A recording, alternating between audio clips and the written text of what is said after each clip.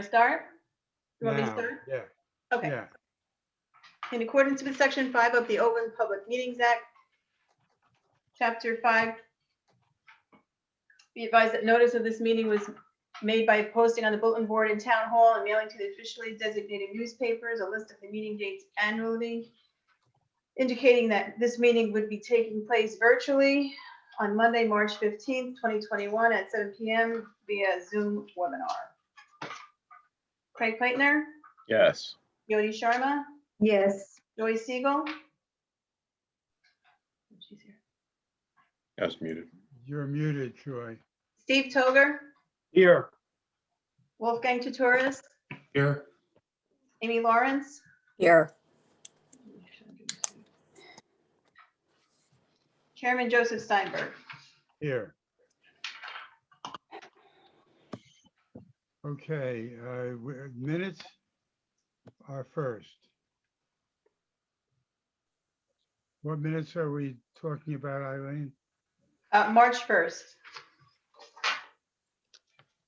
Were those minutes distributed? Yes, they were emailed. But they probably went into my junk Probably folder. in your junk folder. Right, okay. Is there a motion to adopt the minutes of March 1st? So moved. Is there a second? Is that Wolfgang? Second, yes. No, Craig made the motion. Wolfgang seconded. All those in favor? Aye. Aye. Aye. Aye. Those opposed? Those minutes of March 1st are adopted. Are there any other minutes to be voted on, Eileen? No. All right, we're going to move next to memorializations, and There. I've had a discussion with our attorney, who has indicated that his practice will be, and it's acceptable to me. I'd be curious as to whether anyone else would find it unacceptable that the memorializing resolutions will be provided as a matter of course at the second meeting after the meeting at which the individual appears. Any problem with that? I don't have a problem with it. Okay, so there are no memorializing resolutions on the agenda tonight. Now, the first case on the agenda that I think we should handle would be Brian Solpietro at 11 Crescent Place. Is he here? Yes, he's here. Do you want to carry the Scouris application first? Yes, that's a good idea. We're going to carry the first application on your agenda. That'll be carried to April 29th, is it, Eileen? Now, Eileen, is it Yes. April 19th? It's going to be April carried 19th. to? That is, 19th? Okay. Now, And Mr. Chairman, so that it's clear to the public, that matter is going to be carried to April 19th with no further notice to be provided by the applicant. And the applicant has provided a letter to the board extending the time for decision for that matter to the end of April. Thank you. and I just want to indicate that Chandru, I just brought him over, so he is now here. Present. Okay. Now that we've disposed of the Scouris case at 10 Alexander Place, we're going So you're going to do to. Sol Pietro first? Pardon me? You're doing Sol Pietro first? We're going to, yes, at my suggestion, we're going to bring the Sol Pietro case in first. Okay.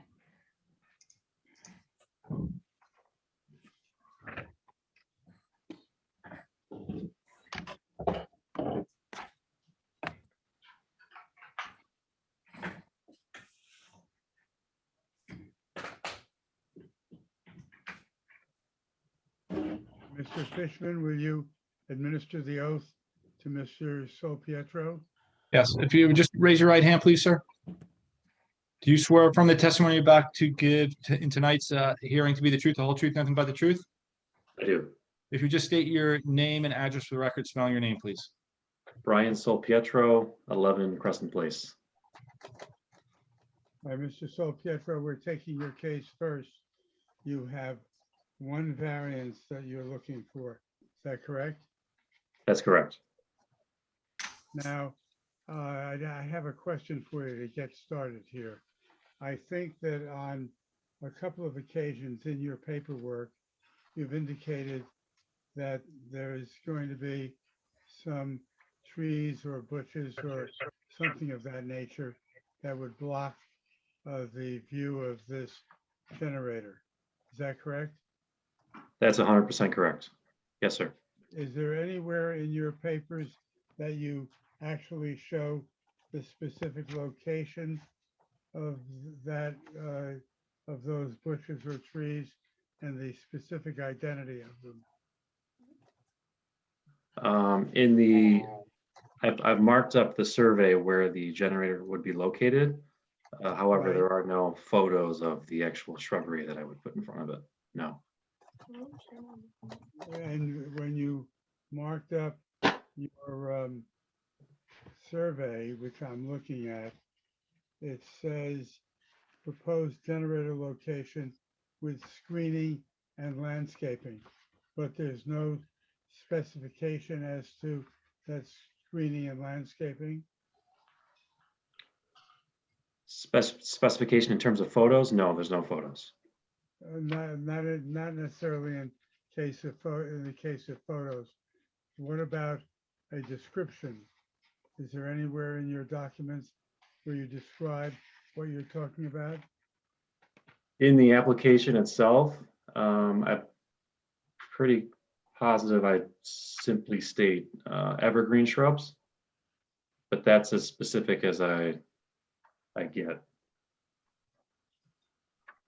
All right, just so that everyone on the board is aware, I've had a conversation with Eileen Davitt concerning the issue of the fact that on many of these applications, and there'll be another one here tonight, because I'm assuming that the board is going to require the applicant, if this application is approved, to insert some kind of screening in front of this proposed generator. That's actually, Joe, that's actually in our ordinance. There's no final inspection done on a generator unless screening has been installed. That's in the ordinance, and we stamp that. Unless what? Unless screening, substantial screening to buffer the view from the street and the neighbors is installed. We don't do a final inspection on the generator until that's done. All right, well, let me just complete my thought. Eileen and I have had a conversation about this question of screening, which comes up in a lot of these cases. And I have been concerned, and maybe I'm the only one on the board who is concerned about this, that we very often say that the particular item, in this case, we're talking about a generator, shall be screened by the installation in front of the generator of evergreen trees of a certain size. And we usually say 4 feet or 6 feet, or whatever, above the root ball. But almost never do we specify the specific type of or species of tree or bush involved. And I asked Eileen whether there was any way in which we could get the township forester to advise us on that score. And Eileen, you want to give your answer? The No, answer you gave me? how's that? No? Short and sweet. I think it just, it really just adds another step in an already very lengthy process that I don't really think warrants Mr. Doty's input. It's I work. think you also indicated that Mr. Doty is not on the list of people who get the copies of the applications. Right. And Well, yeah, I don't request professional reports unless it's a site plan. Residential applications don't get sent to the professionals. well, I'd like to hear from board members as to whether they feel that this is an issue that should be addressed by the township committee, and whether, in fact, we should have the benefit of Mr. Doty's advice with respect to matters such as the one we're facing here. I'd be curious to know how you people feel about that issue. Well, in some cases, I think it would be helpful, as you know, we know the HPC uses him as a consultant, because we often make comments about what to plant and how to do it, but I don't think it's a bit outside our purview. And so many of our cases do have stipulations of vegetation. So it wouldn't hurt. I mean, I think in some cases it would be helpful to have his opinion, or at least be availed to us. I mean, I don't want to slow the process down either. I don't want every application to have to go in front of Tom. But at the same time, you know, maybe as a consultative practice, or we could reach out to him, it wouldn't be so bad. Sure. Is there any way that in the ordinance, Eileen, that it could be a little more specific? Like in terms of height? Because when I drive around, I do see most of the generators are not really adequately screened. It And that just might says, just be where I am. shall be adequately screened with landscaping at least as high as the unit. That's what it says? It Yeah. says height. So, That's what the ordinance says. I pulled it out in terms of the ordinance, and it actually states, and keep in mind that this is an ordinance requirement, assuming that the generator is placed in a compliant position. And it specifically states, an emergency generator shall be screened by fencing compliant with municipal ordinances, or, so you have the option, or vegetation of a type, height, and density that provides for year-round screening so that it will not be visible from adjoining properties or a public street, and such screening shall be maintained in good condition at all times. That's what it says currently. That's what the ordinance says. so it seems pretty specific. Yeah. Right. And Eileen, didn't you say that it's a requirement that has to be there for the generator to get approved? We don't do, there's no final, they'll go out and do rough inspections, but they will not do a final inspection and sign off on the permit, the CA, unless there's screening around the unit. Got it. As Rob pointed out, that ordinance deals with generators that are in a proper location. not Right. Generators that come before the zoning board, because this instance, the applicant seeks to place it in the front yard. Right. I personally believe it's important that screening be there as specified, whether it's, approved by this body or compliant, but I don't know who who checks that then, if it's in, for example, like this location in front of the building, in front of the structure. It should be checked. I just don't know if Tom Doty is the person to check whether it's compliant. It's Eileen, typically checked by our building inspector, who is the one who does the final inspection. And if he goes out there and he sees the generator and there's nothing around it, he'll fail it until they've installed something. So to me, that seems adequate unless it's in a location where there's some issue about what's planted there, whether it, is like, for example, I have a tree that's close to my driveway and you have to be careful of the tree roots or something.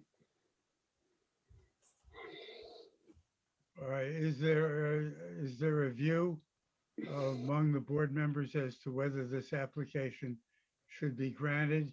And if so, on what condition, if any? Based on the house's setback and potential vegetation that we can impose, I don't necessarily have an issue with it in the front yard. Not a big fan of it, but I don't think it's the worst location. Considering the generator most likely to be put on a pad, and of course the generator's height, you know, you'd want something probably at least 4 feet above the root ball to screen it properly and potentially mitigate You're sound in saying- the you're front saying yard. Evergreen trees or bushes, 4 feet, minimum of 4 feet above the root ball to adequately screen the generator from the view. Right, and noise, yeah, that would help, And be helpful. noise. Is there a second to that resolution? No. Of the matter? Can I ask a question first on? Yes, please. Because I know that it's stated that the applicant states that it's not, I guess, not possible or something to put the generator on the side of the house because it's too close to the property line. But I mean, I guess, so that would be, that would require a variance too, but just a different variance. Is there a problem? I mean, is there a problem with putting it on the side of the house other than the fact that there's a variance? I mean, there's like almost 7 feet there in which of space in which to put a generator. Well, the guidance on generators, it must be 5 feet from a window if there's a window near it. So you're 5 feet off the side of the house. The generator itself is probably another, call it 2 feet wide. So that's 7 feet right there. I see what you're saying. And then if you add the proper setback, that's 12. So you would need at least 20-foot side yard to make this work.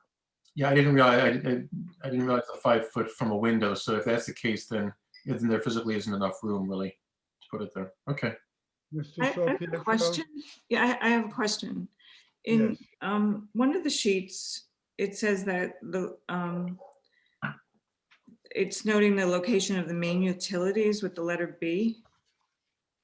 And is that why the generator, is that a reason for the generator needing to be in the front? I was just about to ask Mr. Sopietro that question. Sure. So, correct. That's where the main utility and gas line come in. And my second part of my question, if that's the case, then how did the HVAC units function before? Because it says on the next drawing, it says they relocated and in that instance, they weren't in the front, they're in the back. So how'd that work if the utilities were in the front? I'm sorry, it says the HVAC unit was relocated.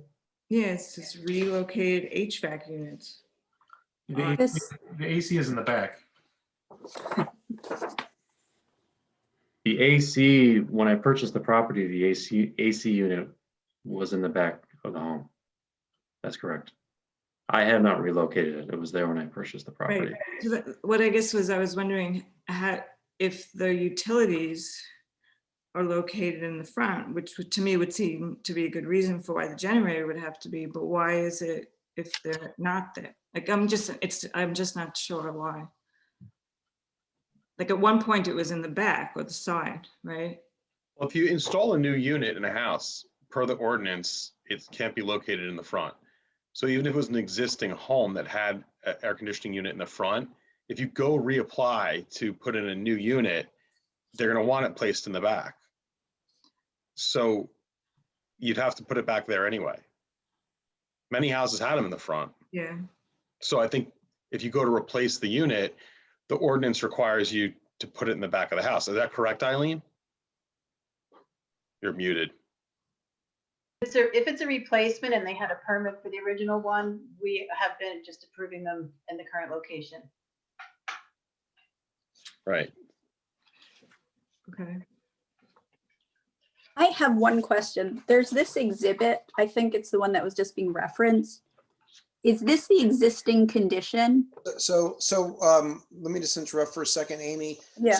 So you're referring to in my application packet as the final sheet, which appears to be a portion of a cutoff survey with a bunch of notations, correct? Correct. Yes. And letters A and B highlighted on it, showing those locations of the utilities and the proposed generator. Yeah. Okay, but yeah, before you ask the question, I just want to make sure we were all looking at the same thing. Go ahead. The question is just, is this what exists there now? Because a lot of this annotation says proposed, and I did go to the house, but I didn't go around the back. So I'm just wondering. So, sorry for the terrible confusion. Yes, so last summer we completed a home renovation.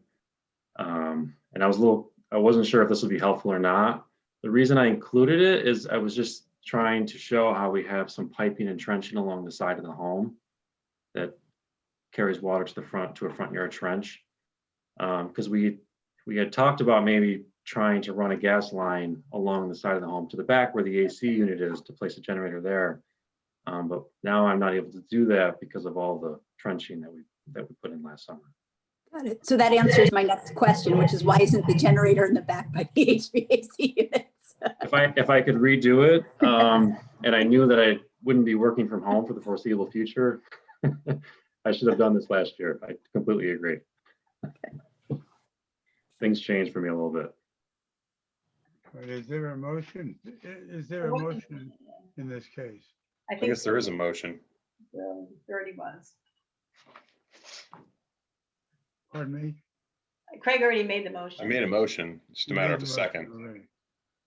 Is there a Oh. second? Yeah, I'll second it. All those in favor? No. Craig Oh, Taylor, no, you're gonna read. Yes. Go ahead. Jody Sharma, Yes. Joy Siegel, Yes. Steve Toger, Yes. Wolfgang Tutoris, Yes. Amy Lawrence, Yes. Joseph Steinberg. Yes. Good luck with the project and get those trees planted there. Will do, sir. Thank you very much. Thank you, everyone. Okay, back to the agenda. Okay, next on the agenda is Doug Solomon. Douglas Solomon at 401 Wyoming. Yes, This case was on at the last meeting, it was adjourned to this meeting. Is that correct? correct. I believe he has an attorney, if I'm not mistaken. I believe it's Bill Harrison, but I'll wait till he comes on to verify that.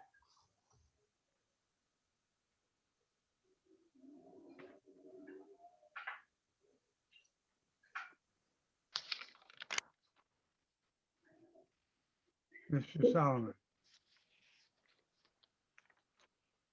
Muted. you're muted, Mr. Solomon.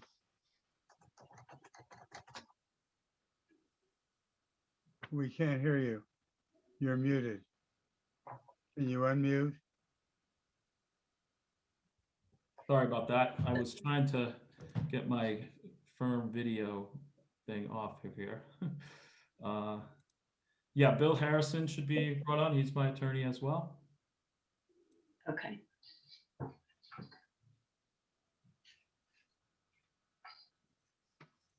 Mr. Harrison, is he your attorney? Yes, sir.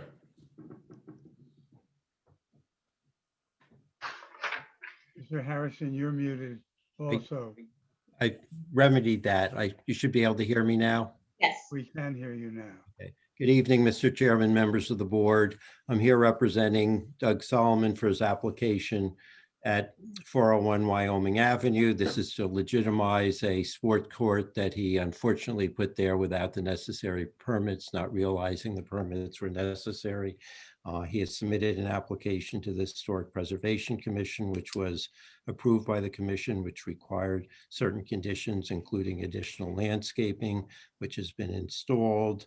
The sport court is a permeable at-grade structure that he located to maximize its distance from the neighboring properties due to the unique circumstances of this corner lot and the setback requirements. He's requesting several variances relating to setbacks and lot coverage. We'll have two witnesses tonight. One Doug Solomon and his architect, Dan Dubinet. You want me to bring him over as well? Or- Yes, please. Sorry, I didn't realize that. That's okay.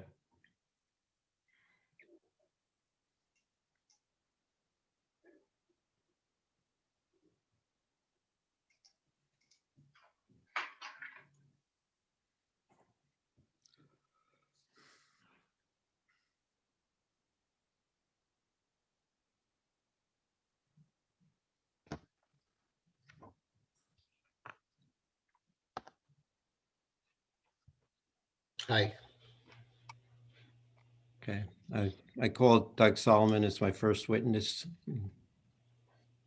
Want to swear Good the evening, everyone. witnesses? But Mr. Solomon, if you raise your right hand, please. You swear from the testimony you're about to give in tonight's hearing to be the truth, the whole truth, nothing but the truth? I do. Your name and address for the record, please. Yeah, it's Doug Solomon, 401 Wyoming Avenue in Millburn, Thank you. Jersey 07041. Doug, you want to explain how the court ended up there and give the board the circumstances? Sure. Good evening, everyone. Nice to speak to all of you tonight.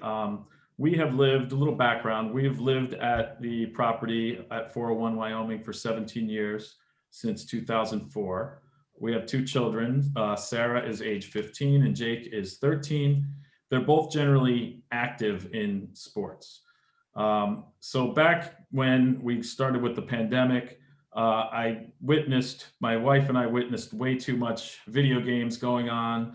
Our kids were inside the house, as all of you and your families were as well. And they didn't get together with friends, and we felt there was very little athletic activity going on, and we really didn't see an end in sight. We began to think about what are our options for creating a healthier environment where our kids could be outside and be active in a safe environment. And my son has always wanted to have a basketball court. My daughter is also a basketball player in terms of the rec league for 5 years in Millburn. So we knew that both of them would benefit from that.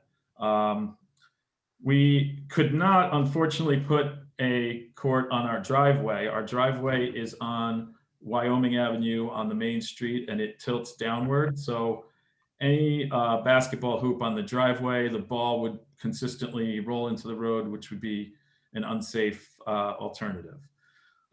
So when my son's bar mitzvah celebration had to be canceled in May, my in-laws, feeling for him, offered to purchase and have us get installed this basketball court that's before you today. It's a Versa court is the name of the company. And it's made up of 10-inch tiles. So I'm going to see if you can see these. These are the tiles. This is one of them. And they're Wait, hold on a second, Mr. Solomon. Sure. So since we are proceeding virtually and we can't technically mark the tile, I believe it is appropriate, since the board members can see the tile, if you can, just so the record is clear, you can maybe just, use your words to describe the tile as to what it is, and you can, present it that way. Sure, thank you. You can show it, you can present it, but just. Yeah, the main point that I'm making in terms of showing it is that this is a 10-inch tile. I don't know exactly what it's made out of, some sort of hard plastic. And these tiles get laid down onto a flat surface and kind of put together like a puzzle. So you put a bunch of these together like a puzzle, you get a hard surface that you can bounce a ball on. That's the basic gist of it. They're obviously, because of these holes, they're water permeable. And so that's the tiles. Now, given that these tiles were at ground level and are removable and are water permeable, we were truly unaware that we would need a permit for this. We've always been very active in the backyard with sports and athletic activities with our kids. In fact, the exact location where the court is now for 13 years between 2006 and 2019, we had a huge rainbow swing set, which had slides, and I think my architect is going to be able to show you a picture of that. So I'll leave that to him. So we had that there for most of the kids' younger years. that had a castle on it and was very brightly colored. We also have a trampoline, and both kids played frequent wiffle ball with friends out there. We've had plastic pools and bouncy castles.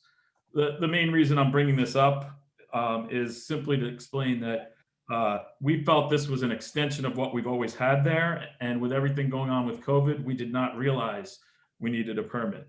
We now feel badly that we didn't seek a permit from the outset. We just wanted the board members to understand that that was an honest mistake. It wasn't something that we did in an attempt to evade like the town regulations.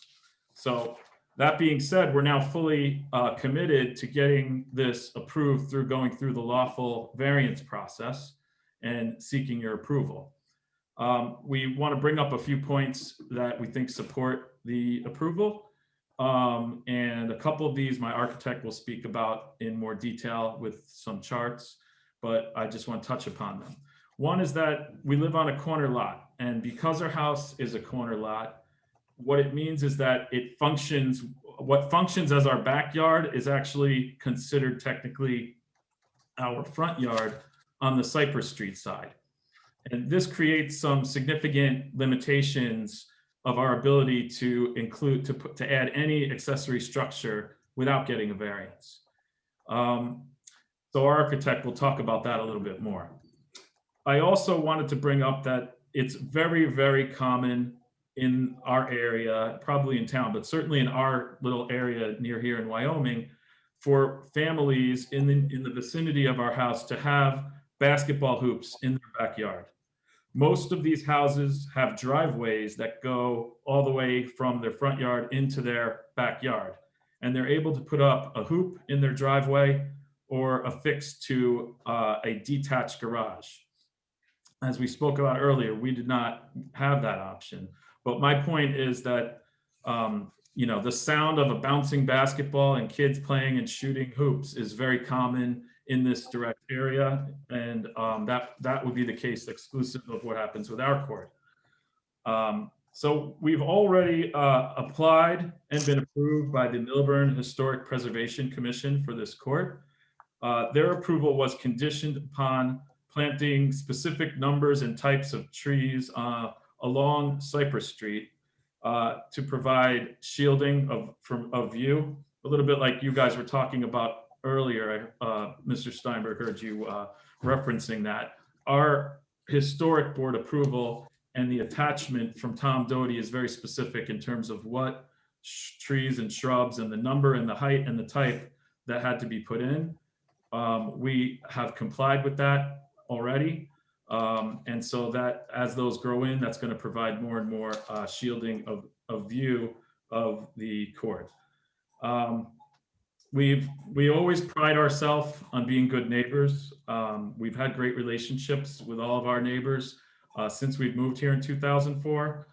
Over the summer, after we became aware that a permit was necessary and that we were going to need a variance, we went and spoke to our direct neighbors. And in the course of those conversations, we learned that there was one particular neighbor that had an issue with the court. And my wife had conversations with her and attempted to see if there was anything that could be done. We basically said, look, the kids are never going to play after 9 p.m. We understand that no one's going to want that noise later at night. But we're also open to anything else that you feel would be helpful to make you more comfortable with it. Ultimately, there wasn't anything put forth to us as something that would make her more comfortable. But I just wanted to raise that we are open to that. We were open to it. We're not, unmindful of reasonable things that could be done to help the situation. So our other direct neighbors on the other side are Matt and Natalie Levine, and I believe they will be speaking in support of us in the public portion later tonight. So ultimately, this is not like a basketball court that you pour concrete and make a concrete court. It's not a structure like a deck or a garage or even like a swing set that's raised up and that was there in that exact spot for 13 years. It's not an addition to our house. It's simply water permeable 10-inch tiles put together like a puzzle to create a hard surface. It's well screened from public view in compliance with the Historic Commission's ruling. Keeping this court intact is extremely important to our family. We don't believe it has an adverse impact on the neighborhood. It allows for us to, the kids and us to play in the backyard in a way that's routine in this neighborhood. And given the unique circumstances of our property, the corner lot issue, we respectfully request that you grant our approval for this variance. And we thank the board for your consideration. Bill, you're muted. I don't have any further Are questions. there for any Mr. questions Kaufman. of this witness? I have a question. What prompted you to go before the Historic Society? We got a notice from the town that we needed to get a permit, and that's when we realized that we had to go through all of that. We're in a historic district, so before we can even come to the zoning board, we have to go through and get approval from the Historic Preservation Commission. And that notice didn't indicate zoning board approval was required? Yes, it did. So you say you didn't know you had to come before the zoning board? Yeah, we got that notice after we had already put the court in. They got a letter from me saying that they needed a permit, and because they're in a historic district, they also had to go to historic. Okay, so you went to the Historic Society after it was put in as well? Correct. Okay, thank you. Well, Next question I just want to make sure I understand on attachment E, when you talk about existing usage, this existing usage you're reflecting in attachment E accounts for the court, is that right? I'm sorry, I don't have all the, which attachment E is which one? Maybe I could ask Mr. Harrison that question. Maybe he could answer that. Yeah, Here, but it's reflecting what the conditions are currently with the court there. Okay, thank you. Those are my two questions. Thank you. Thank you. Any other questions of this witness? I have one. The conditions of approval from HPC says that you should be or should have planted additional holly trees as a condition of approval. So apologies, I went by, but I wasn't sure if there are holly trees there or not. you know what I'm just not sure of, because I looked just before I went on today. So there's a revised certificate of appropriateness dated 2/23/21, and I don't know if I saw, I handed that in, but I did not see it when I went on the website to see if it's there. So do you guys have that? I don't. Mr. Solomon, can you please describe what you're referring to, please? Yeah, I filed this with Elaine Davitt last week. It's a revised certificate of appropriateness, and it attaches a drawing that's signed by Tom Doty.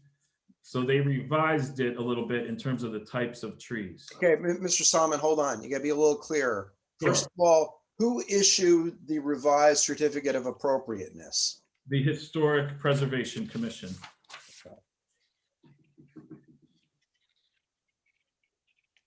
Okay, do you want me to describe it a little more, or maybe someone could bring it up on the screen? Danny, do you have a copy of that? I'm looking. I have a copy of Tom's sketch, and I'll tell you what it says in a moment. You're not sworn yet.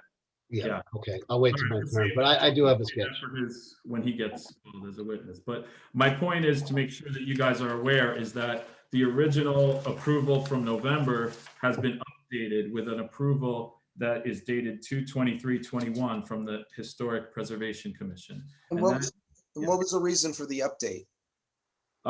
There was some discussion about with Tom Doty about what the best type of trees were, and this was his recommendation. My wife can probably speak to it, but She's not sworn yet either.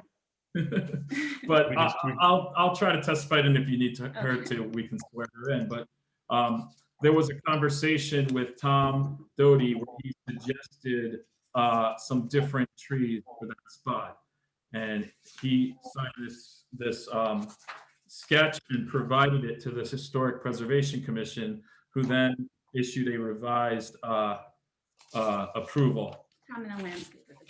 Yeah. it was a landscaper and Tom Doty that made the decision to change a couple of the trees. So I wanted to make sure you all had this. I did file it last week, so I'm sorry if I it's, wasn't aware that this was a revision. I thought it was the one that, I wasn't aware it was revision. It has a sketch. The revision was where it says conditions of approval. It was changed to say per Tom Doty, town forester. The HPC requires additional plantings for full coverage along Cypress Street. A hand sketch showing site location, planting species, and notes was prepared by Mr. Doty and signed 12/14/20. And then there's a sketch attached, which I think, Dan, you said you have. Yes. So Dan, he'll share that with you. we were open to whatever trees, whatever they wanted us to do, we were willing to do it. So we would have done the first trees or the second set of trees. It did not matter to us. Okay, and Doug, the trees that are planted there are consistent with the revised approval, is that correct? Yes. Mr. Chairman, can I ask a question? Sure. Mr. Solomon, I'm looking at, I guess it's a survey or a portion of a survey that you included in your application packet. And it depicts a what appears to be a split rail fence. Is that fence on your property or on your neighbor's S apostrophe property? I'll have to defer to my architect for that one. It's on the border of our two properties, but I don't know. I believe it's our property. Yeah, it is. I'll let Danny answer that. I believe it's our property because we put it in. It Right? is. Yeah. I mean, the survey shows it's on their property until you get to Cypress Street where it looks like it's partially in the public right of way. Okay. We got approval on that. Thank you. You're welcome.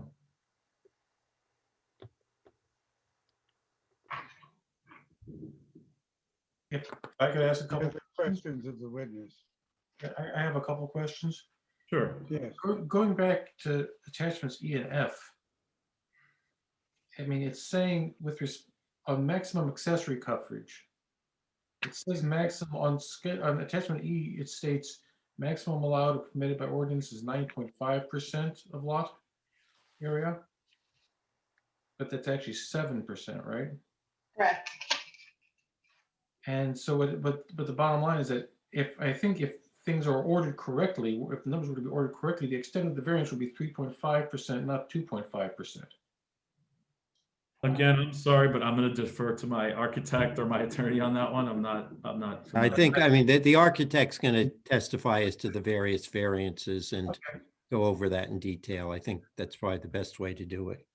Yeah, I think he just had proposed usage and allowable reverse. The allowable should be where the proposed is. The allowable is 7% and the proposed is 9.5. The proposed is 1052. Any other questions of the witness? Yeah, I'm sorry, just a quick question. Was the architect engaged to install the court or just engaged after the fact to address this board? He was engaged after the fact to help address the historic and zoning board. Okay, thanks. You're welcome. Any other questions? Next witness. Okay, call Mr. Dumanet. You swear from testimony you're about to give in tonight's hearing to be the truth, whole truth, nothing but the truth? I do. Your name and address for the record. Daniel Dubonnet, address is 28 Farley Place, Short Hills. Counsel, will you qualify the witness, please? Okay, Mr. Dumanet, you want to give the board the benefit of your professional background? Yes, I graduated NJIT in 1995, and I got my master's degree of architecture. I got licensed in 2001. I practiced primarily in Essex County, primarily residential. I've appeared before this board and others in Essex County a lot. And you've been qualified as an expert before this board and other boards? Yes. And your license is current? Yes. We would like to present him as, qualify him as an expert. Expert in architecture, yes. Okay, thanks. Yeah, so I got involved after getting the notice from Eileen that they're in violation. I happened to had known the Solomons for probably 13 years. I was involved with their first edition that required us to go before the board in '08. So we did the same process, historic, and then for the zoning board to seek approval. And I certainly know, and I can testify for whatever it's worth, that completely blindsided. They had no idea that they needed a variance, and would not do this under the radar to try and, to try and do this without necessary approval. So that I can tell you.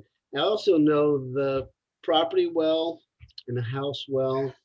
And I do know, because 13 years ago, there was a gigantic, I have some old pictures of it, circus-like swing set in the corner of their property that was quite tall and quite colorful, and it occupied the same spot. So I wasn't surprised that they put the sport court there, but was concerned that, oh my gosh, it doesn't look good. That was the wrong way to go. So here we are. I'd like to share screen and just quickly take you through the variances that we need. Just a quick question. Are you aware if permits were secured for the playset? I don't know if the permits were secured for the playset. I do know that when we were seeking the variance, it was acknowledged. Doug, do you remember? I get the point I'm trying to make is I Yeah. think that permits were probably required for the playset, but were not secured. Is that right? I don't know. I don't know. It was way before I had gotten involved. It had always been there. Doug, can you weigh in on that? Yeah, I don't know whether permits were required for that. I mean, it came up in our 2008 hearing that we had one, but nobody had indicated to us that we had to. I mean, we went through the whole zoning board process for our addition to our house, and the fact that the swing set there was obviously known, but no one ever said we needed a variance for it. So Okay. I believe it was, yeah. I have a question. Do you recall when was this application brought in front of HPC? Yes. Danny. I have. Doug, do you remember? October 20th and February 23rd. Yeah, the decision, those are when the decisions were. I think we filed for it in late September, maybe. Not sure the exact date. Okay. Was the application heard in front of HPC, or was it just a consent? It was just a certificate of appropriateness, so it wasn't a full hearing. It wasn't a hearing, yeah, okay, thank you. Sure. Because I don't recall that there was a hearing on this.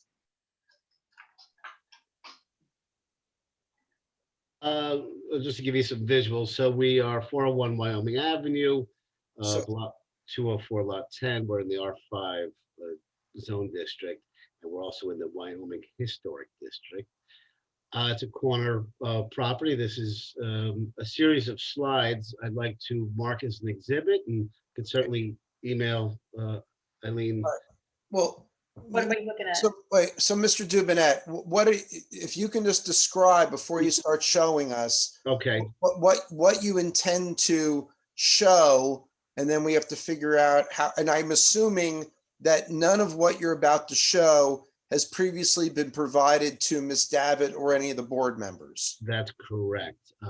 And there's one site plan that's been colorized. So all new information, a series of photographs that depict the site, some photographs that depict the neighborhood and the adjacent neighbors and their surroundings. Yes. So all I'm going to ask is that as you introduce your exhibits, if you feel that they can be grouped together, Yes. so to be marked as, for example, A1, that's better than if you have 55 photos and we're going to go, A1 through A55. Okay. Yeah. I'd like to submit it as just an A1 because it's one Google slide presentation that I can submit. It's a PDF. I can submit that it's in entirety. And how many slides are in this A1 Google slide presentation? Okay, let me make you dizzy for a second. 1, 2, 3, 4, 5, 6 slides. Okay, we're going to mark this Google slide presentation A1, consisting of 6 slides. Okay. Okay, great. So this is both images from Google Earth. Are you showing any of the slides? Because we can't see them. Oh, let me try that again. Thank you. Okay, Yes. you got it? Yep, that's it. Yes. All right, this is the cover. So both of these two images come from Google Earth. The street view, obviously it was during the summer. We're dating it about 2 years ago because the swing set is still visible in the picture. This property gets very well screened, certainly in the summer, and we're working on planting some more evergreens to really give it the all year round screening. But you could see that large, like you said, swing set playhouse in the back. And that's exactly where the play area is now. The other images of Google Earth, and I just to give you some context, we're on the corner of Cypress and Wyoming Avenue. And again, I think being on Wyoming, the limitations of using that driveway as a play area is not good for anybody. The next slide is the letter we got from the HPC, their certificate of appropriateness. And it references a drawing by Tom Doherty, which I have on the right side, which this is Cypress. It should say Cypress, it says Cedar Street. And he kind of requested, some of these plantings, some giant arborvitaes, skip laurels, and oak leaf holly, 3 oak leaf hollies. So this is the sketch that I believe that the Solomons have implemented, and certainly it does a lot on cypress. So we did get through the historic, and they found that, I think the determination was that it was, it's an impervious surface and did not have any mitigating effects on the streetscape. Next slide is our denial letter with the 3 variances. There are 3 variances associated with this application, and they all obviously have to do with the installation of the play area. So we are on a corner lot, and the yellow rectangle that's located in the rear yard is the only lawful place for an accessory structure, because you have to be obviously 80 feet from Wyoming, 80 feet from Cypress. It's only a 100-foot deep lot. So we wind up with this very small rectangle. So we obviously can't conform to that. So we need a variance for the setback from mostly Cypress. Obviously 80 feet is required.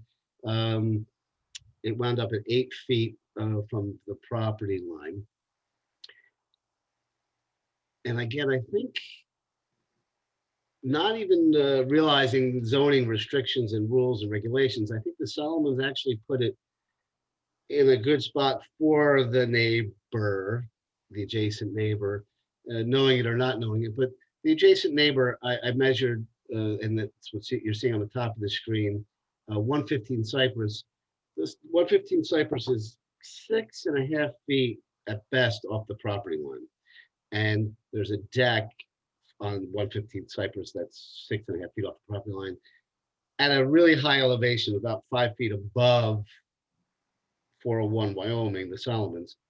So by not putting it, kind of tucking it behind the house and letting it go towards the street was actually a really good spot to be as sensitive as you could to the neighbor. So without knowing it, that's where it wound up, and it happens to be like nestled in a nice spot for that use.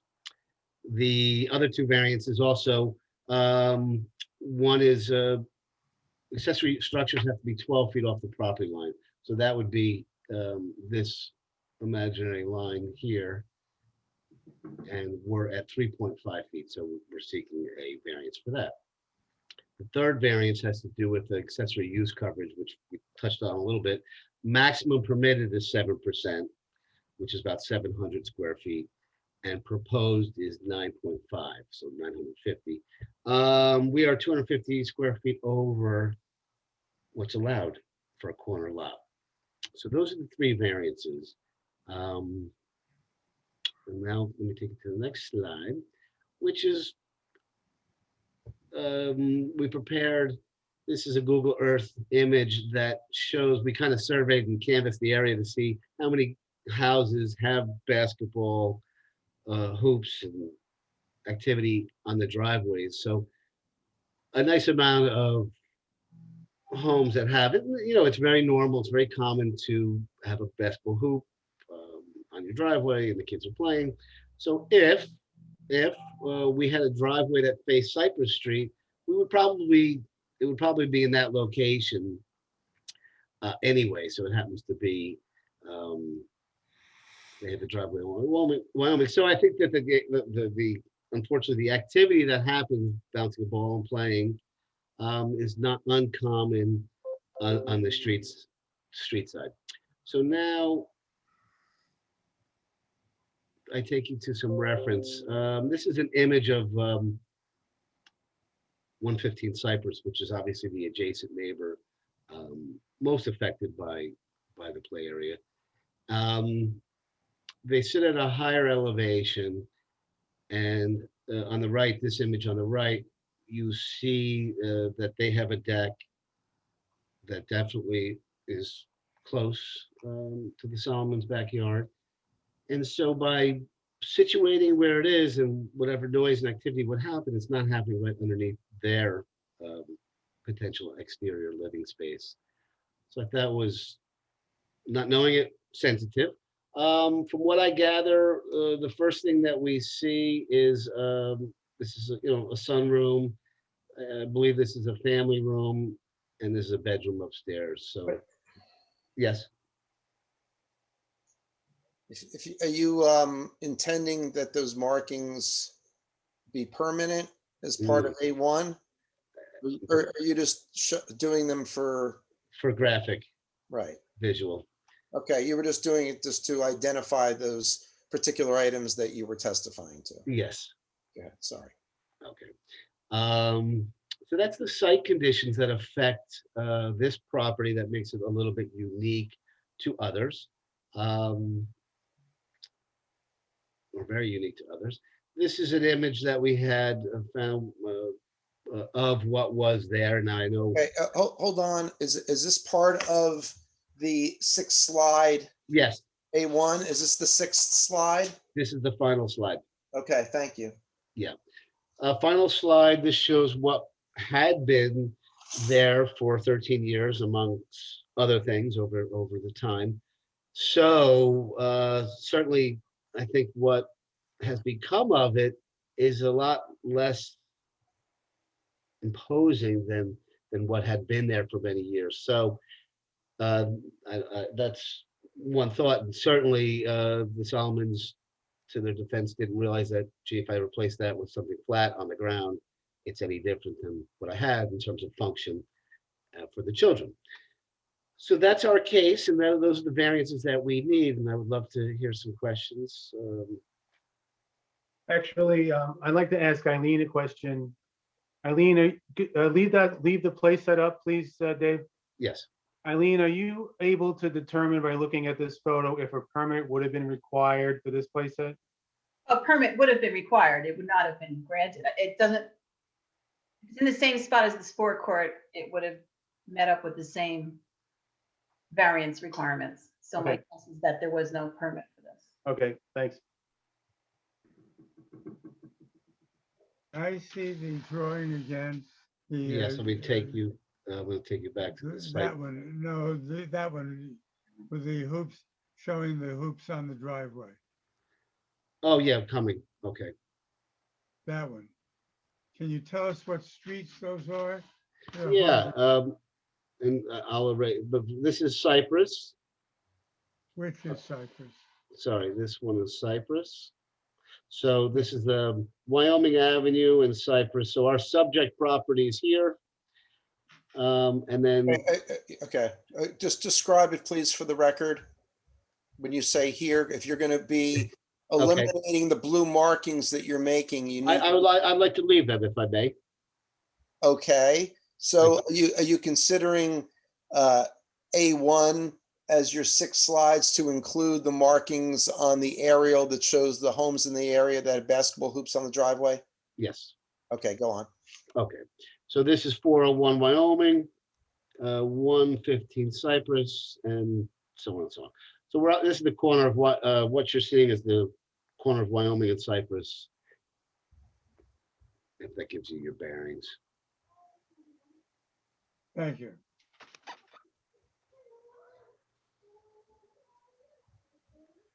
Mr. Chairman, can I ask a question, please? Sure. If we're looking at the homes that have the basketball hoops on the driveway, do you know, have you done an investigation as to how many are currently violate the zoning ordinance? And if so, whether variances were granted? I'm gonna say none of them would, because they're on the driveways, and obviously you get to use the driveway to ride your bike or bounce a basketball. So I think having a hoop that they can move around, and or if they are permanent, they're on the detached garages. So I would say that none of them will violate. Yeah. We don't typically require permits for that. Right. Thank you. Any other questions of this witness? If I could just ask again, just about the 10 on attachment F, where the 1052 comes from?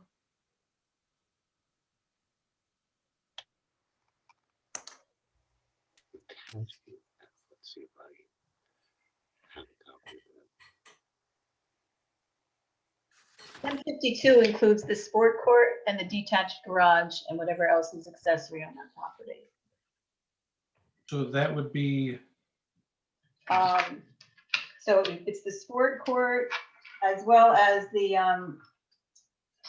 patio that they have on the property. You don't have I don't believe there is a garage there, is there?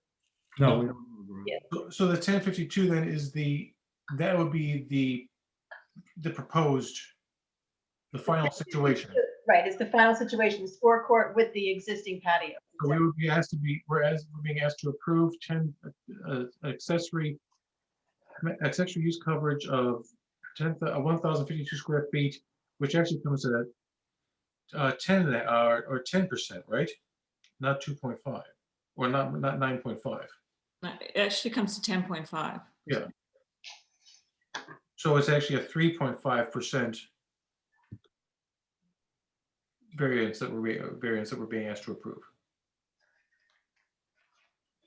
I mean, the numbers do make sense. I mean, if it's an existing. Danny, do you have my, because unfortunately the denial letter that's in my package is the one from 2008. Do you have the denial letter I wrote? Yeah, I mean, take it to the attachment. Because I think I have different numbers. Is this Oh, I just have that. Because I mean, if reversed, the numbers on attachment F do make sense. If it's 436 square feet existing, fine. Proposed 1052 at 10.5%, that makes sense. It's just you have to change the variance amount. We just have to, it's just want to make sure that we understand that we are certain on the numbers that we're talking about and what we're being asked to do. That's all.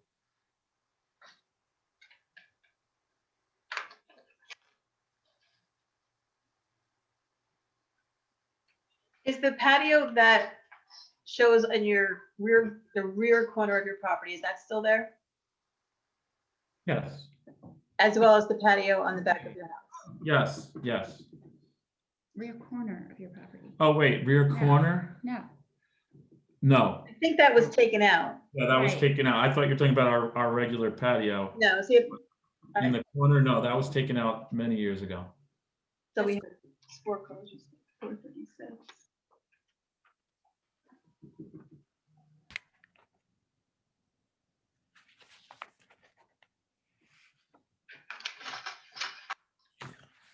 I believe the 1052 number is an error. I think it is.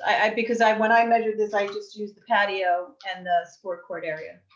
Because I think I knew that corner area had been removed.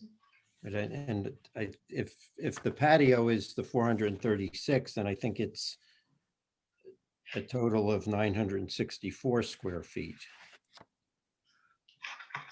I'm sorry, I'm lost. What are we talking about? The extent of impervious cover, I think the 9.5% is approximately correct as to what the variance is requested for.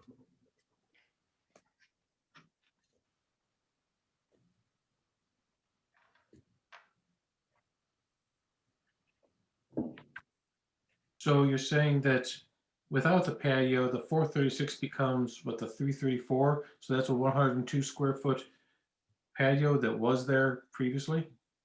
Your total accessory coverage is 952 square feet. What? Say it again. You have the 22 by 28 sport court, which is 616. 16, and then you have, I believe, the patio. I have it written here somewhere.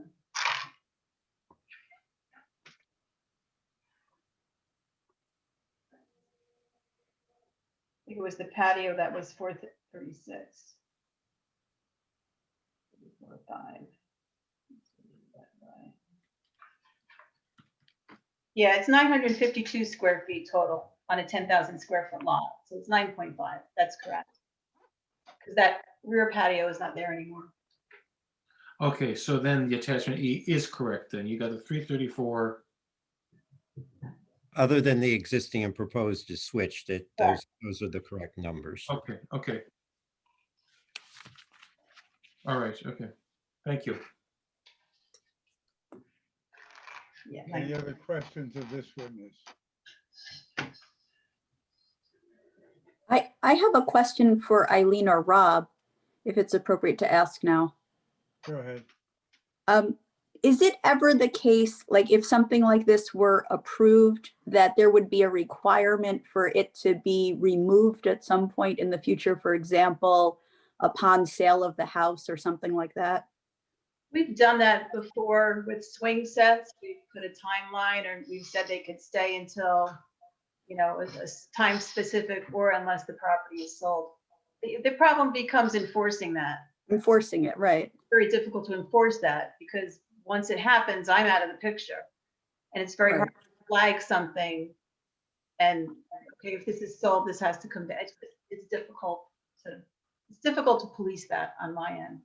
So variances, as we know, typically run with the land. Eileen's 100% correct in terms of circumstances where boards have put conditions on a certain structure's removal at a certain period of time, if, let's say, the principal use ceases to exist, et cetera.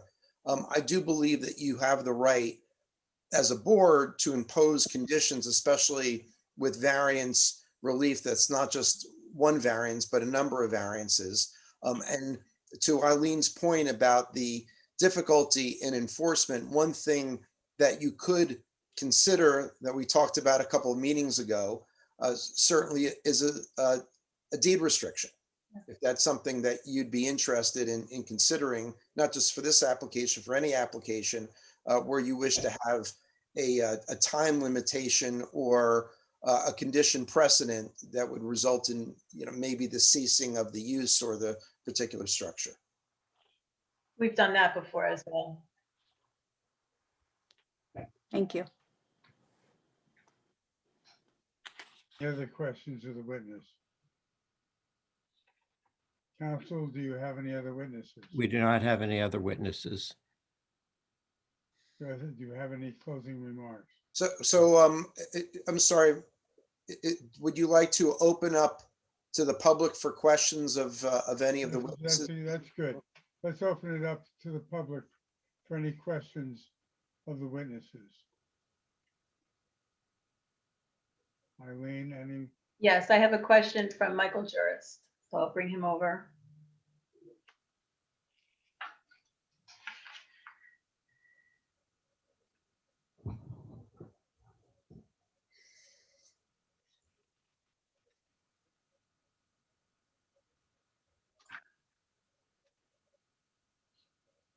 Mr. Juris, give us your full name, Hello, your address, please. sure. Michael Juris, 82 Pine Street, Millburn, New Jersey. And where is Pine Street in relation to this property? It's right around the corner, 1 block away. Go ahead. So I'm a licensed civil engineer in the state of New Jersey. As you know, some of you, I've testified before this board before. I live around the corner, as I indicated previously. I walk my dog past the basketball court in the backyard, near the backyard of the Solomons many times. I've witnessed the setup of the basketball court. I'm sorry, Mr. Juris, this is the time, as you know, for questions. Oh, I'm sorry. Yep, so that if you have a question for Mr. Dubinet or Mr. Solomon, please feel free to ask that question at this time, or questions. My apologies. No problem. All right, I have a question from Catherine Brothers. I will bring her over. Mr. Juris, there's an opportunity. You will have an opportunity to make statements. Oh, Grandma. What, Jean Banks? I can't hear you. Go ahead, Ms. Banks, you have a question? I have a question and I have a couple of comments. Well, we'll take the questions first. No comments now, just questions. All right, well, my question is, why are you bringing up that jungle gym and all those lies you're telling me? And all this, you've loaded yourself up with people. This is all about my inability to sleep with that noise. I have a video that'll show you all this noise till I had to call the police. Why don't we get real? Ms. Banks, I'm sorry I'm interrupting you, and I apologize for that. But at this, you're going to have an opportunity to make a statement and present any evidence you'd like. But at this point in the proceeding, it's the time just for questions of either the architect or the applicant. Do you have questions for either one of them? Well, technically, no. I'm not here to talk technically. And if then you'll have to wait. Oh, thank you. I appreciate that. I'm dying to talk. You will have an opportunity later.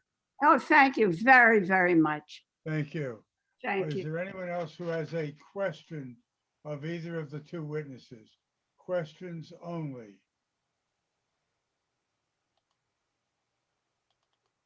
All right, there are no further questions. Is that correct, Eileen? I see no questions. No hands raised. Okay, now let's have the audience have the opportunity to make statements, and then the board I will. can debate the matter. Okay, I have Ryan and Donna Schneider, so bring them over.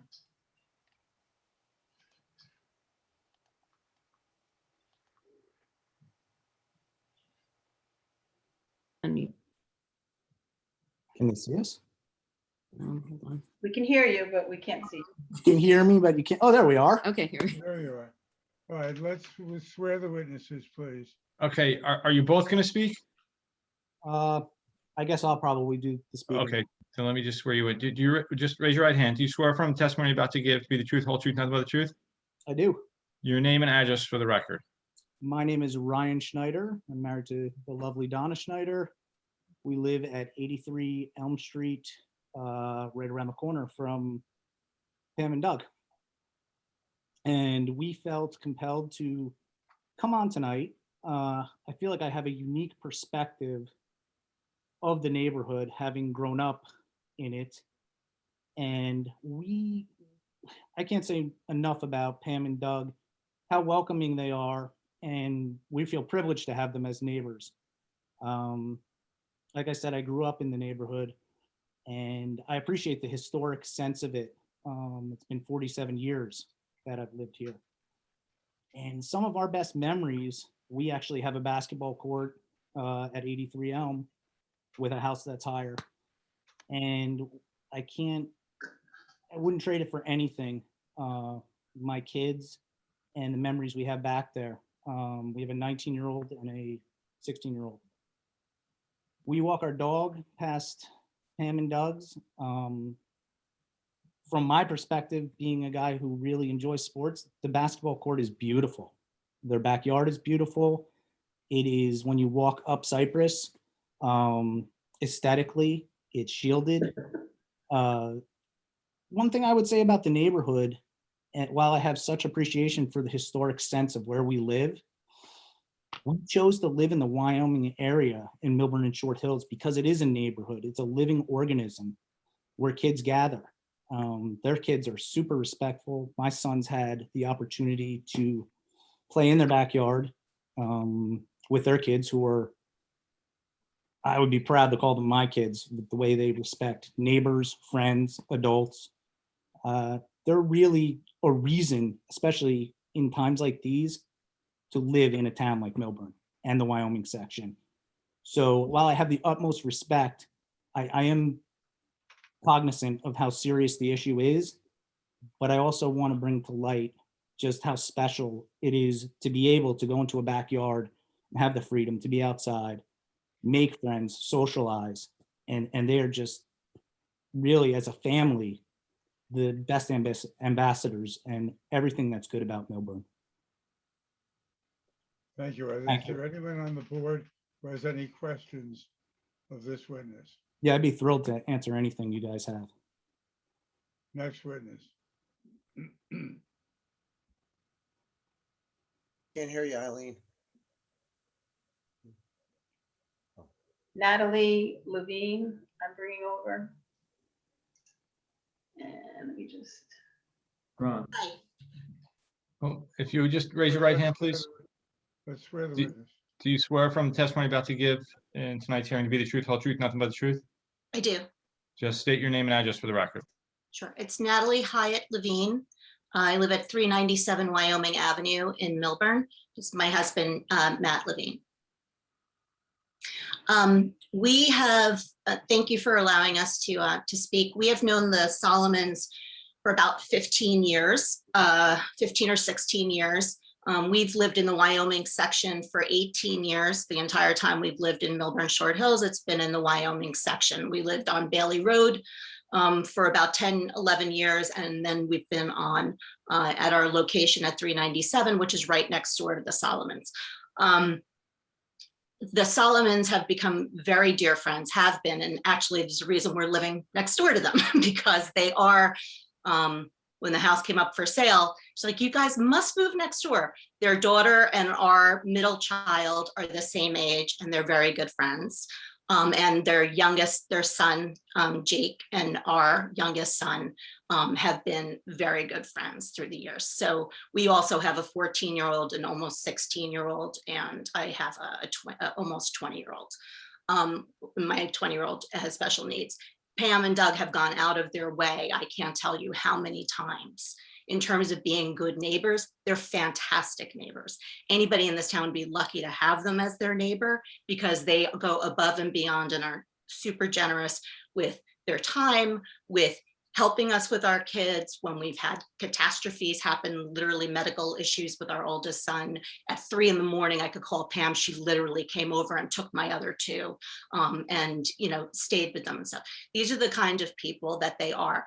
They have been so stressed and distressed by this that it really is sad. I actually went and looked. We have a basketball hoop, a movable one. Before they got the hoop out back for Jake would come over to my house to play at our hoop, you know, and we kind of have this open backyard policy. Pam has always said, your kids are always welcome to come here if you wanted them to. And, you know, I said, I'd rather, unless they're playing together, but we've always had this open policy with our kids, and they've been extremely welcoming in the neighborhood and always generous and active in the community. Baseball, Doug is a coach and had run, you know, was very active with the Millburn Short Hills Youth Baseball, was one of the managers. Pam has been class mom more times than I can count. I mean, these are people who really go out of the way for not only their own kids, but for other people's children. And And so I was looking around, we have a movable basketball hoop that, Jake used to play on. Once COVID happened, we kind of, everybody hunkered down and kept to themselves. And so I was really thrilled for Jake and the Solomons when they were able to put in this when that was the gift from Pam's parents for Jake. I was out looking, I can see 3 other basketball nets from my backyard. And I think one of them wasn't noted on the earlier diagram because it's a movable net and it may not have been visible, but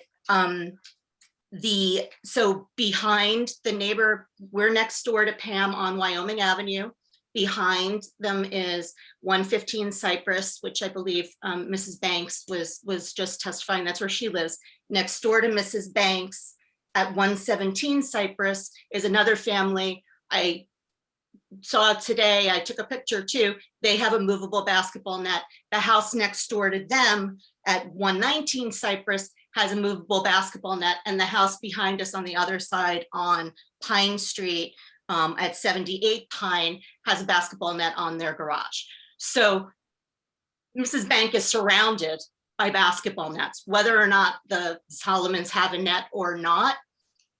There are kids playing basketball in every house around, and that's the kind of neighborhood that it is. And we actually, we know the Schneiders as well, and their son is also very, very good friends with our middle son. They've been best friends, and he goes to their house to play basketball. He comes over to ours. So, I mean, this is part of growing up in Millburn, shooting hoops in the backyard.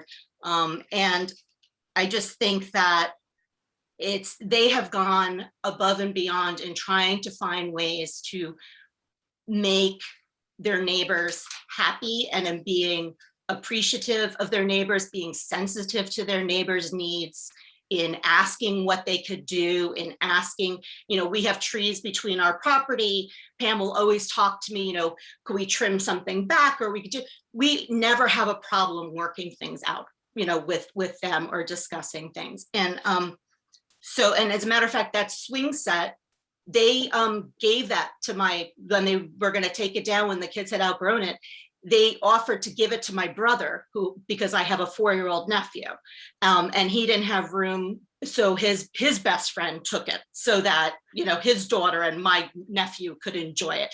They didn't ask for money for it. That is, as you can see, was a very expensive swing set, I'm sure. And they gave it to them. They came, they took it down. And so those are the kinds of people that they are. And I just think it would really be very sad if they could not keep this court. Also, I do want to say there is no way for them to put a basketball hoop in their driveway on Wyoming Avenue. We live next door on Wyoming. Our driveway slopes down as well to the street. We have, like as I said, we have a movable net. I have moved our net into our patio behind our house.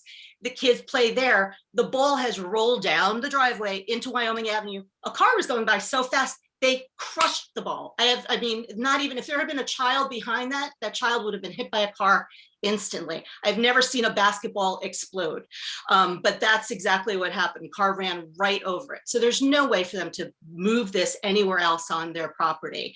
And they really shouldn't be the only ones who can't have their children enjoy a basketball hoop in the neighborhood because of the location of their property. And it is a beautiful court. I echo that sentiment as well. It's really beautiful. They've done everything, and it's permeable, as they said, so it's movable. I mean, it's anybody who, if they did want to buy the house from the Solomons and had children, would love it because that's who's moving into our neighborhood. People move here for the schools. People will come in, they will want to raise a family there, and that will be something that's attractive, not detractive to the property value, but and could be easily removed if the people coming in didn't want it. But I think that it's an asset to the property, and the Solomons are certainly assets to our neighborhood and our township. Thank you. Are there any questions of this witness by board members? I have one. Yes. When the kids are playing basketball on the half court in the Solomons yard, do you hear it at your house? I can hear all the neighbors who play in when they're playing outside. Not always, I mean, it depends. I'm sure people can hear my kids when they're outside playing too. Our houses are, we live in small lots, but I can hear people playing. But their kids are extremely respectful, and in terms of times, they're respectful of what time they're playing. And I don't think that I think their kids are more respectful and are very respectful in the neighborhood. And if there were any issues, Pam and Doug would certainly address it. Are there any other questions from board members of this witness? Next witness from the audience. Mike, can you swear in my husband, please? He just tapped me that he wanted to just. Raise your right hand. Do you swear from testimony you're about to give tonight be the truth, the whole truth, none but the truth? I do. Name and address for the record. Matthew Levine, 397 Wyoming Avenue. First name, Matthew. first name, It's Matthew. Matthew, okay. Go ahead. Yeah, hi. I just wanted to, one, echo the sentiments that my wife shared and that Ryan shared. Also to address the question about, can you hear the basketball? I don't. I hear lots of noises in our neighborhood. The cars driving down Wyoming Avenue are much louder than any basketball playing I've ever heard. But the point is also that we're a neighborhood full of young families, families with teenagers, families with kids. And those are the sounds that you would expect to hear in a family neighborhood. And again, it would be unfortunate from my perspective to, because of the nature of where their driveway is situated and what their lot size is, to not allow them to have a basketball hoop in their backyard, just like everybody else has a basketball hoop in their backyard. And again, from the perspective of, if there are swing sets and basketball hoops and things of that nature, bouncy houses are exactly the sorts of things that people with kids have in their backyard. And I can't think of any better use for a variance or zoning than a basketball hoop or a swing set, things like that, that make a neighborhood a neighborhood. Thank you. Any questions of this witness by board members? Next. I'm sorry, Mr. Steinberg. Mr. Steinberg, I just wanted to clarify something I said. When I said I could hear them sometimes, it's if I'm outside. Inside the house, I usually can't hear any of the kids playing. If I'm outside, or if I have my my sliding door from my kitchen open or something, then yes, I can hear the sounds of all the children in the neighborhood playing. But I did want to just clarify that. Thank you. Any questions of this witness? Next, a witness from the audience who would like to speak, Eileen.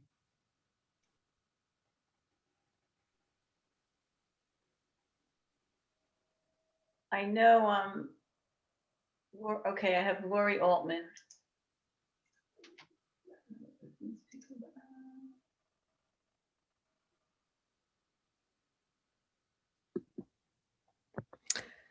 Hi there, my name is. Wait. Raise your right hand. Do you swear from testimony you're about to give to be the truth, whole truth, none but the truth? I do. Your name and address for the record. Lori Altman Akituv, 103 Cypress Street in Millburn. Wait, just spell your last name. Sure, it's ALTMAN -ACHITOOV.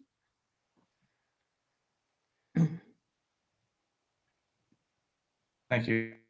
Sure. So I've been living in town for 17 years and have known the Solomons pretty much since right when they moved in, I think. I walk by their house very often with my dog. I also had a basketball court in when we moved into our house. It has since broken and my kids are too old, so we never replaced it. But I just want to reiterate what wonderful, wonderful neighbors they are. And I cannot imagine them not being respectful. And, I've also walked by there and it looks beautiful from what I can see. And I don't live right next door, so I can't speak to the noise. I don't hear anything from where we are because we're on the other side of Wyoming. But I just wanted to say that, you know, my kids enjoyed playing basketball in our driveway when they were little, and I would hope that they would be able to, that Pam and Doug's kids would have an opportunity to be able to play outside, especially during COVID, when everybody's cooped up in the houses. So I just wanted to basically reiterate what Natalie had said about them being wonderful, respectful neighbors. Thank you. Any questions from board members of this witness? Next member of the public who would like to speak, Eileen. All right, I have Michael Jurist. Mr. Jurist.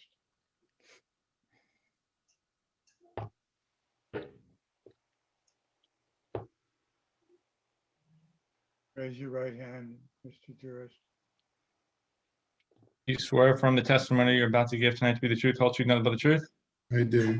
Your name and address for the record. Michael L. Jurist, 82 Pine Street in Millburn. So I'm sorry for speaking out of turn before. I've lived in town around the corner from the Solomons for 30 years now, or just about 30 years. I'm also a licensed engineer in the state of New Jersey, and I do a lot of grading plans and site plans for projects in this township. I walk my dog past the basketball court that's in question in the backyard of the Solomons property many times. I've inspected or looked at the constructional setup of the basketball court. It's a minimal setup and takedown. It's removable. It's not something that's permanent. The holes between the tiles allows for water to seep in, so I don't see any issue with regard to additional stormwater runoff, which is something that would be a concern normally when you put a structure on your ground in your yard. It also doesn't adversely affect the aesthetic look of the neighborhood. It takes up less than 50% of the backyard. It's not permanent. You can remove it. It's screened from the street with bushes and fences. It's barely visible. I don't ever notice any noise when I walk by. I see the kids playing there. It's not that noticeable a noise when the kids are playing basketball, but I always walk my dog in that area. And I just want to say I support their basketball court. And I don't think there's anything wrong with where they placed it and what their uses of that court is. That's all I want to say. Any questions by board members of this witness? Eileen, the next person who would like to speak. I don't see any more hands raised. I know Catherine Brothers wanted to make statements, but I don't, she's not raising her hand. I don't know if she wants to say anything. Eileen, was she the person? Yep, she's here. Okay, yep, she raised her hand. Got it. I didn't want to lose her. Hold on. Okay.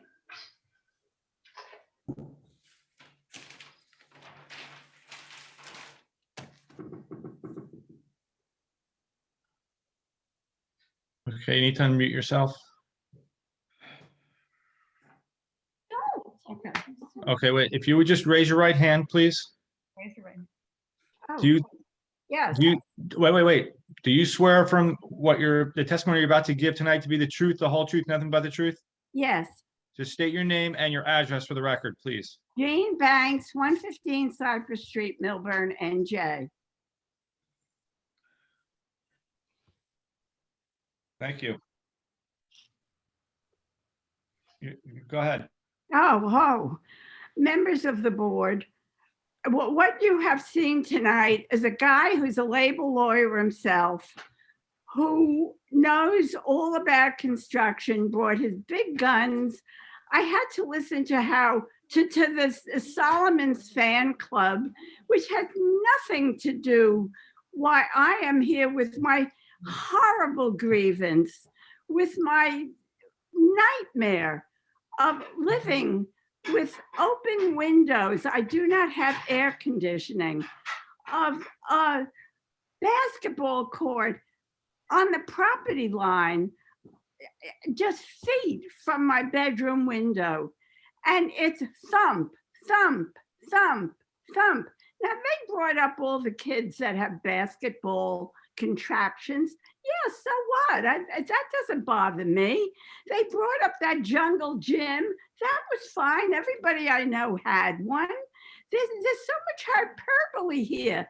And I just have to correct one thing, many things, but 117 Cypress Street did want to come here, but she wanted to be anonymous, as well as many other members on Cypress Street wanted to come here for me and be anonymous. And they were told they couldn't be anonymous, like the Solomon's fan club, who talked about how wonderful they were. That's very nice. I think they're a nice couple too, but I cannot sleep with that noise under my window. I have a video. If you'll permit me, I would love to play it. Catherine, please, my granddaughter.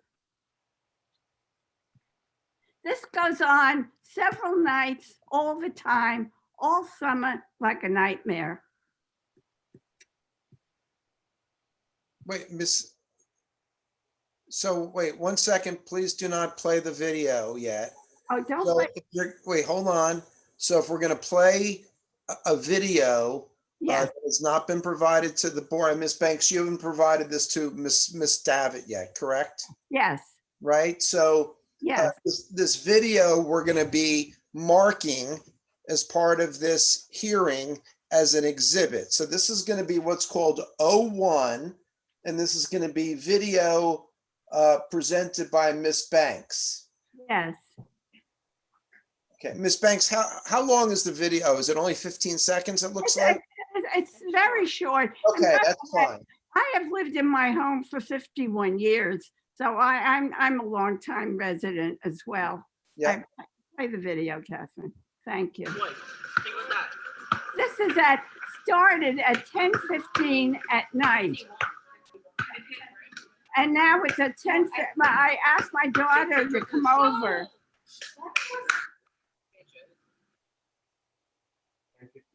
Yeah, 10:51. July 16th. Almost 11 o'clock. But it didn't go on. That was it. It's 15 seconds. I didn't hear the kids' noise and stuff like that. So who took that video, ma'am? That they play at night till all hours. No, Miss Banks. My daughter, Leslie Brothers, lives in Maplewood. I don't have Centrovision. She came. That's why I don't have internet. I asked her to come over. I said, please, I can't bear this any longer. Come and take pictures. When she got there, she said, Mom, I'll take a video. By that time, it was 10:51. The game, as usual, was in full swing. At 11, then she went home. At 11:20, when I was beside myself, I called the Millburn police, and they came over and shut the game down. Now, I have a police report. I have the video, and this is unbearable. It is on the property line. I only have 50-foot frontage. So when we go on my property line, under my bedroom window, I do not have air conditioning. My windows are open. It is thump, any hour. I cannot nap. I cannot go to bed at 7 o'clock. I cannot go to bed at 9 o'clock. I cannot go to, I'll tell you something. I was more concerned about not getting the virus, but if I got it, could I rest? I cannot rest in that house. That is right under my window. Forget the deck. There's so much inaccuracies tonight that it's stunning. Now, on top of that, I called Karen Eastman Bigos. You probably all know her. She's a reputable realtor. She went to school with my daughter. I said, Karen, come take a look. What is this? She said, Jean, I have bad news for you. You cannot sell your house with this basketball court on your property line. You cannot sell your house. And if I do sell, if I find some buyers, you're going to lose from 50,000 to 100,000. They know. And I said, Karen, you know what? I wouldn't buy this house. Now, the Solomons are very nice people. We heard the whole street talking about them. I think they're nice people. I cannot, when you go to bed tonight, lay your head on the pillow and hear thump, thump, thump. The kid dribbles the ball forever. Thump, thump, thump. That's not right. What about after I call the police? 2 weeks later, I'm sitting on my deck because it's my birthday. My kids are there. My family is there. And Pam Solomon comes out to tell me that if the game is annoying to me, to only call her, no one else. And if I want to take a nap, I should also let her know so that the game won't bother me. This is gall. This is a gigantic sense of entitlement, in my estimation. Where is my sense of well-being in my home? This is not right. This is not right. I beg of you. I beg you not to give them a variance, because if you give them a variance and they're allowed to do this, by the way, is on 2 feet from my property line. I don't know what he told you, but you could measure it if you like. If I'm losing my trend of thoughts, I'm so excited about this. In any case, I would have great difficulty in selling my house. I would have to live somewhere else away from my family and take a big loss. And this is a detriment to my health. I have high blood pressure, I have fast pulse, and I have totally lost my sense of well-being in my own house, because there are times I watch TV and I take 5, I fall asleep. You can't do that. No, you can't, because her kids are really nice kids, but the father wants him to have fresh air. Well, let me tell you something. A block and a half away, down on Cypress Street, there is a playground, 2 tennis courts, 1 ball field that my daughter played softball on, and 2 tennis courts. He doesn't need one under my window. Not under my window with all my windows open. That's not right. That is not, please, I beg you, don't give them a variance. For I can't sell my house and I can't sleep. And he has been given summonses several times. I understand he mails them in. He doesn't make his court appearances, but go back to those court appearances and summonses. The last court appearance he had, the judge ordered him to cover the basket. And I want to tell you, for 3 weeks, maybe a month, I don't know, it was like heaven. It was like heaven that I don't have to hear and go to bed when he's finished playing basketball. Am I supposed to live like that? I've lived in this house 51 years. I'm the only one that has not emptied the nest on that street. Yeah, there are a lot of young people. They like each other. I like all of them. And besides, 117 who lives next door to me called me and told me that she found it very noisy, wanted to make a complaint, but wanted to be anonymous. I believe she went down to zoning. I think she did. And further, she told me several people on the street found it annoying. it's like living over, what is that place? The Boatcraft. It's like living, there's a spotlight. Now you would think, oh, well, I could go to sleep. It's getting dark now. No, Dad puts on the spotlight so that the child could play till who knows how many hours. Did Pam come out and say to me, I'm sorry, these games are late? No, it's let me know, only me. Now, of course, that's code for don't call the police. But this is not right. It's not right. I hope you're understanding what I'm saying.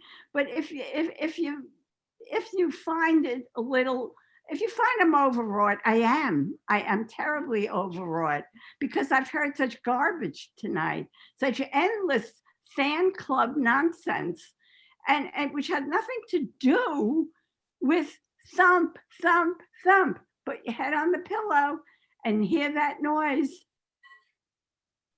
Ms. I Brothers, don't know what else to say. I wish you'd ask me questions. You're repeating yourself now. I'm going to ask you. Yes, if I there's am. anything- I know you are. Mr. Chairman, can I ask just a housekeeping question? Ms. Sure. Banks, with regard to the video, and by the way, we're going to ask that not only that you submit to Ms. Davitt a copy of that video, because we've now marked it as 01, Yes. but certainly that the applicant is obligated for at A1 and all other exhibits have to be supplied to Ms. Davitt even after the hearing. But my question is, what was the date that the video was taken? Do you know, Ms. Banks? July 16th.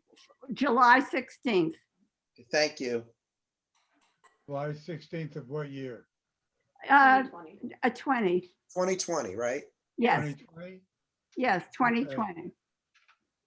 Thank you very much. Oh, thank you. Please help me. I beg you to help me. All right, that's enough. We've heard. Are there any other witnesses who would like to be heard in the public? Eileen?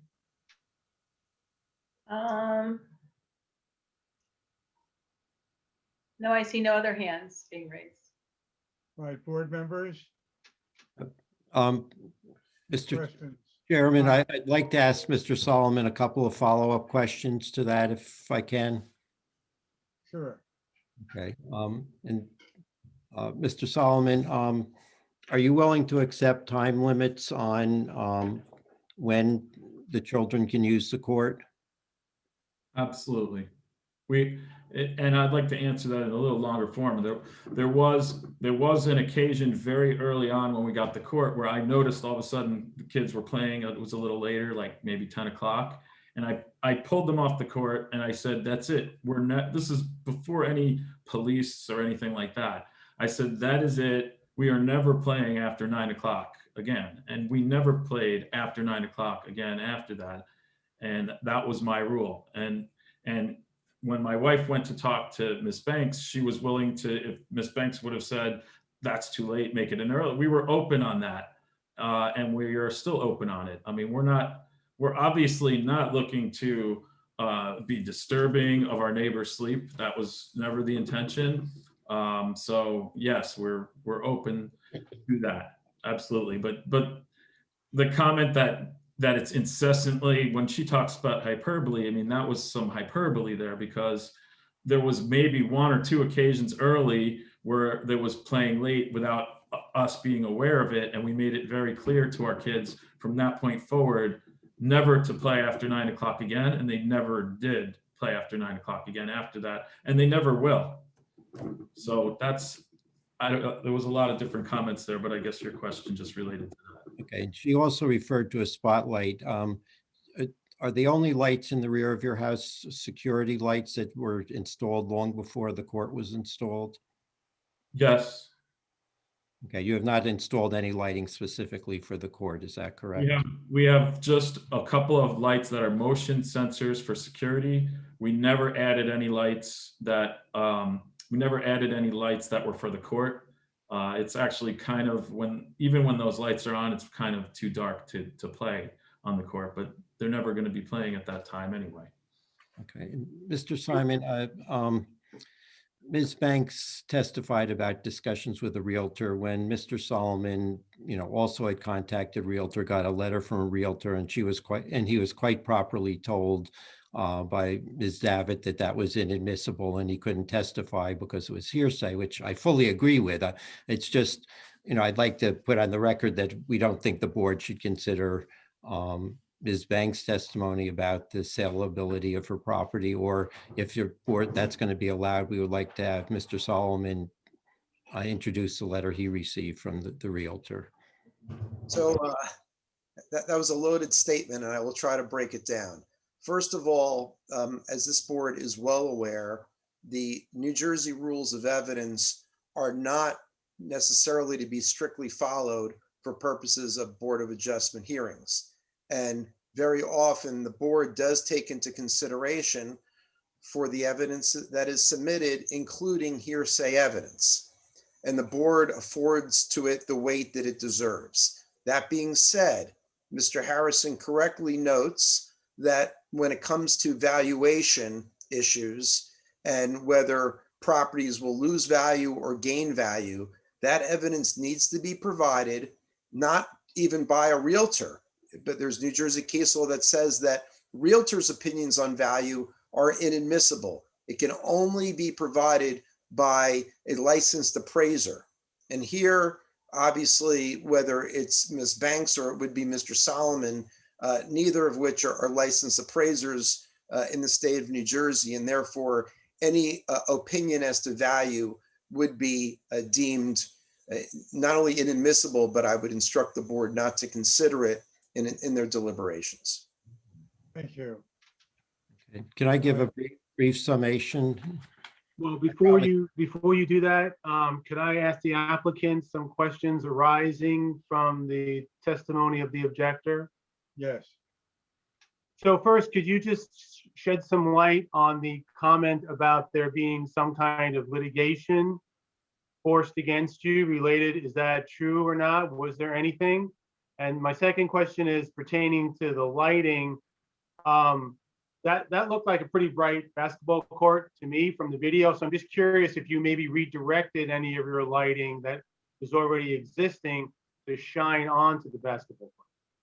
I'll take the second question first. We haven't touched any of the lighting. The lighting that's there is just the spotlights that were there well before, for years, since before the court was there. We have not touched any lighting, and we have no intention of adding any additional lighting to the court.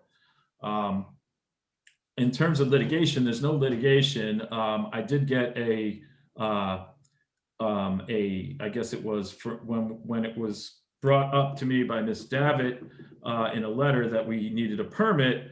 I then got a ticket from, I don't know what you call it, a violation from the zoning officer, which gave me a fine for having not filed for the zoning permit.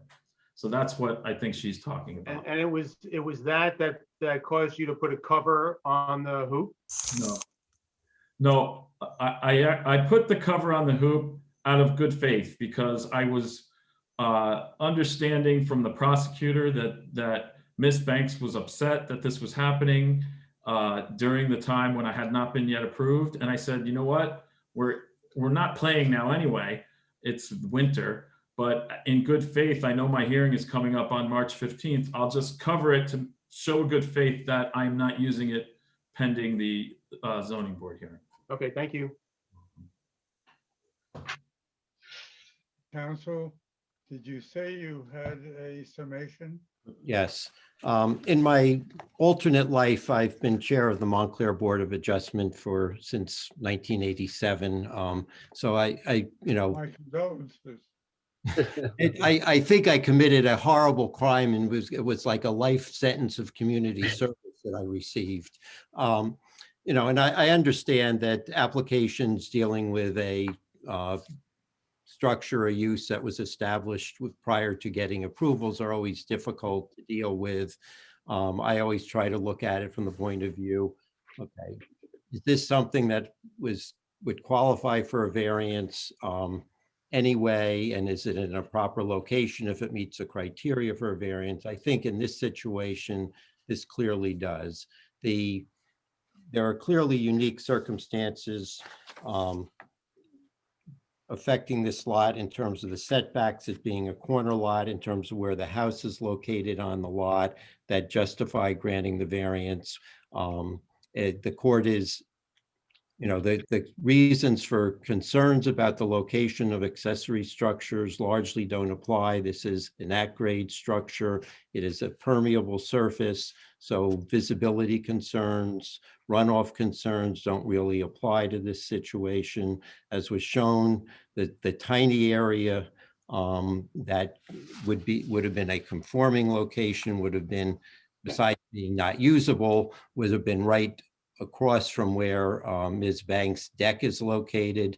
They located this as far away from her house and deck as could be. As was indicated in the questioning, they are willing to abide by reasonable time limits. They've abided by the requirements of the Historic Preservation Commission. I think this, they've shown that this would not be a substantial detriment to the public good or a substantial impairment to the zone plan. I would urge the board to approve the application. Thank you. Board members, this is now the time for you to debate this matter, come up with a solution. So we're closing the public portion? Closing the public portion. And who would like to begin? So I'll begin. I'd like to say to the applicant with a high degree of confidence that I don't think anyone on this board is taking into consideration that this is an after the fact application. It's not really the issue. I'm sure in speaking for the board that we all agree that it was a mistake done in good faith. So you can certainly rest easy in regards to that. And if anyone thinks other than that, I'd be very, very surprised. So that's really not an issue, the timing of the application. I'm not in favor of this application because of, I think, something that sort of Amy was alluding to a little bit in her questioning, which is we generally have to consider what happens to the variance under consideration after the new homeowner, after the house is sold, things along those lines. I can say that, based on that video and my visit to the property, that if I were your neighbor, I would be a little uncomfortable with the robust nature of the court because it would just tend to attract more and more of the kids around the neighborhood to want to come and play. I don't think that a court of that, degree of that sort of design really belongs in the backyard. It's kind of like a playground court. And although many other people have basketball courts, I have a basketball court. It's a movable, portable one that's in my driveway. So I think for those reasons that, we have to think about what happens to the house when your kids are grown, when you move, or when you sell, and when somebody else comes in. There's certainly the testimony of your objecting neighbor. And then there's really the appropriateness of such a, high quality sort of sports thing in a residential neighborhood. So for those reasons, I feel I can't support the application. Can I, Right. I very much agree with Steve. I feel like the comparison made to hoops that are erected in a driveway are really very different. This seemed like a a half court, with lines. It seems like a very different situation than a hoop that's just kind of tacked up on a garage or one that's rolled out. I don't think it's the same, and I think it does become more of a recreational activity, and I don't see it as just like a laid back, hoop that's on the garage and kids are just coming over casually. It's, at least from the video, it seemed like a pretty active space at night, and it just didn't seem right in a neighborhood that the houses are so close together. I mean, that's just part of how we live there. And I don't think it makes it less neighborly to take away, to not have the court. I think there are recreational facilities that are walking distance. When the neighborhoods were designed, that's how they were designed, for recreation to occur in more public parks, not that scale to occur on a private lot. Maybe So- I would like to take an opportunity, if you don't mind, Craig to go next. Good. And I'll hold you. You're next. Okay, I have a problem with this case. I look at the three variances. The variance about the 80 feet really is a matter of very little concern to me. This board has on many occasions asked the township committee to get rid of that corner lot 80-foot requirement. But I have a big problem with the accessory side yard setback. That I understand that even if that 8.5 feet is remedied, it's not going to make a big difference to the neighborhood in terms of the noise and the lights. I appreciate the fact that the landowner is willing to put a time limit on the use of the facility, but I have a great deal of difficulty understanding how that court got there to begin with. I'm concerned with the fact that this is a homeowner who has been before the zoning board on prior occasions. And I hear the testimony very clearly that he did not understand that this needed a variance or a permit. But on the other hand, this is somebody who had significant improvement to the home and was before the board on a prior occasion. And the answer is that if you put in a full-fledged court like this, you go down to City Hall and you ask whether or not a permit is required. You just don't go ahead and put it in. The fact that that it doesn't affect the runoff and all the rest is really totally irrelevant to the issue. We have to look at this case and ask ourselves, are we prepared to say that where there is a 12-foot setback and the applicant seeks a 8.5-foot variance, is that reasonable? I don't think this board has seen that as a reasonable request in other cases. And as far as I'm concerned, it's not a reasonable request. So I'm inclined, I have an open mind. I want to hear what other board members have to say, but I'm inclined not to grant this variance. Who else? Oh, I said you're next, Craig, so go. So when I look at this application, I try to separate the use a little bit from the application. So I think we're getting caught up in the noise and what it's being used for as opposed to the actual application. So, if this is a patio or something else, is that setback? Because I agree the setback is probably the only portion of this that would be somewhat of an issue. And if there's a patio or anything else which would generate noise, would we ask them to scale it back or something along those lines? And that's a question that could be asked. But as for the noise component, which is something that seems to have dominated this case, I think that's something that the homeowners would have to work out. I'm not sure that there would be. There's short of stopping at 4 o'clock in the afternoon using any type of basketball. I'm not really sure that they're going to reach a amicable agreement. But as for the structure itself, it's not a structure. It's something if you drove past, you wouldn't even see it. So I'm a little torn here as the sports court itself. I don't necessarily have an issue with it. I think the neighborly issue is something that they would have to iron out. So I wouldn't necessarily be opposed to this. Thank you. Anyone else on the board? I should point out that I think I said it before, the vice chair is absent tonight. Amy Lawrence is the first alternate. She is sitting as a member of the board in this case.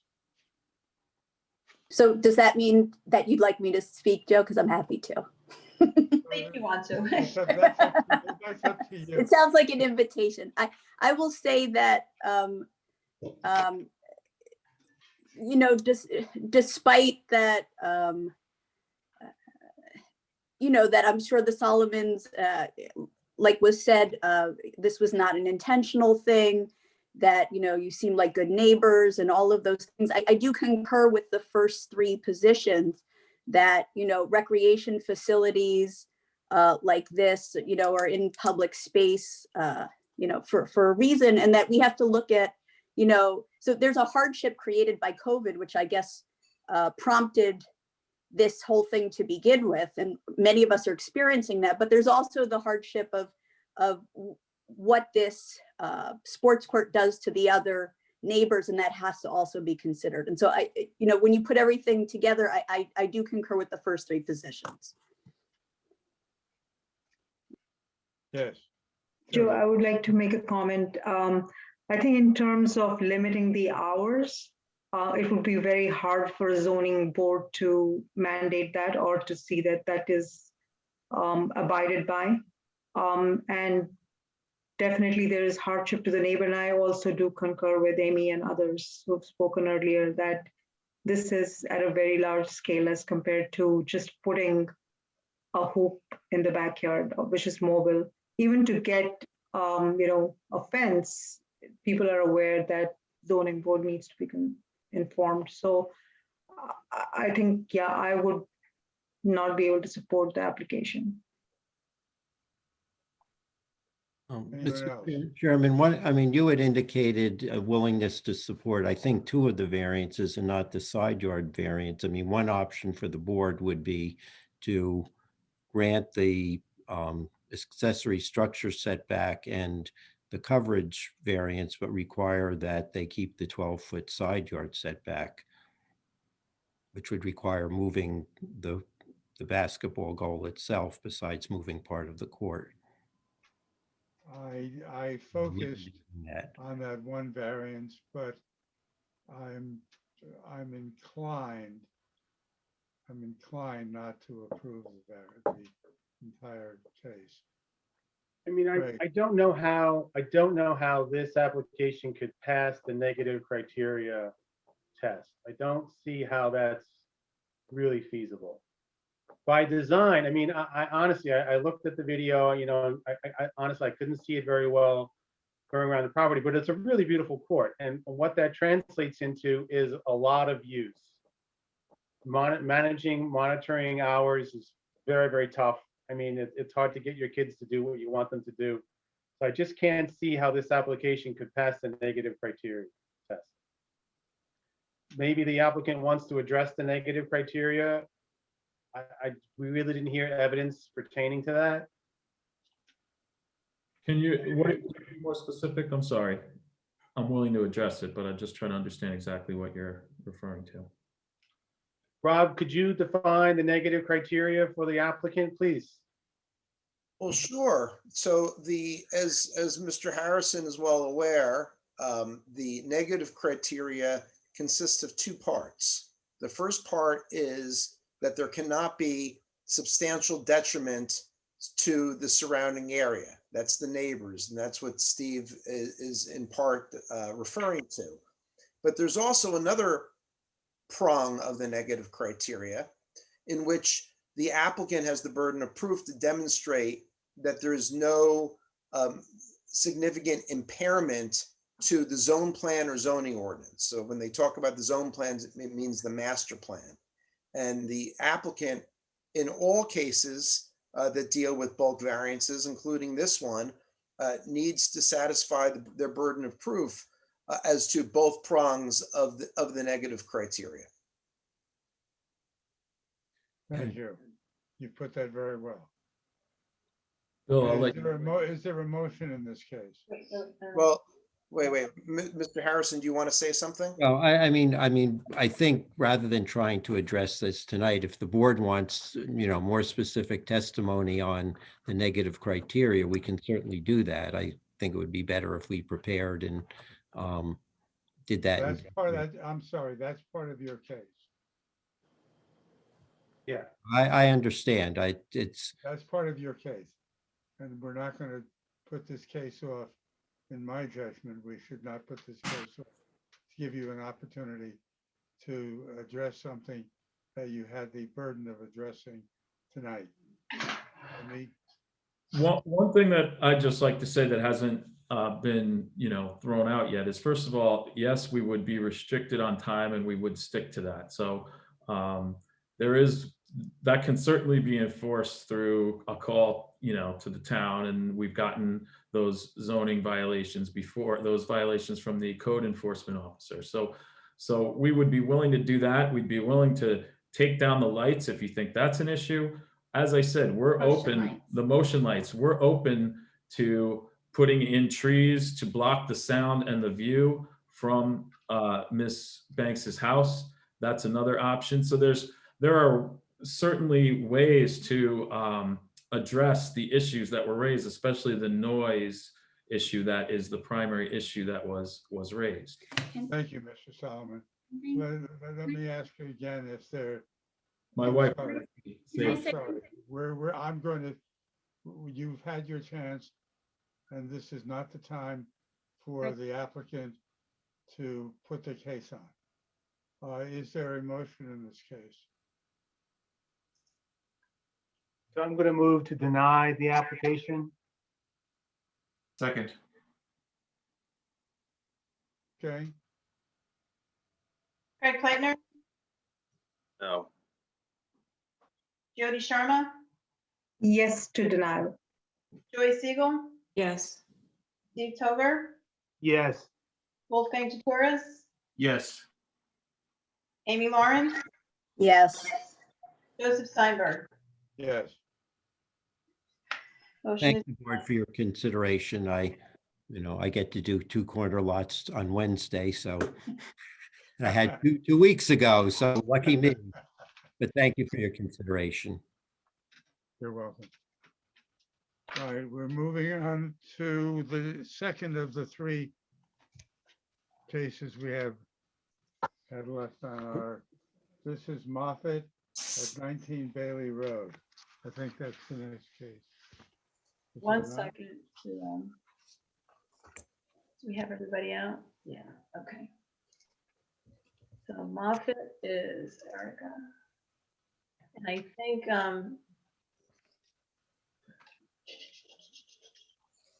Yes, Moffett is the next case, yes. 19 Bailey Road. Okay. If you just, Are you the 2 witnesses for the applicant? Yes, we also have our architect. I don't see her here. Did she? I saw her, Ying Li, correct? Yes, that's right. Miss, I saw her, but I do not see her now. That's why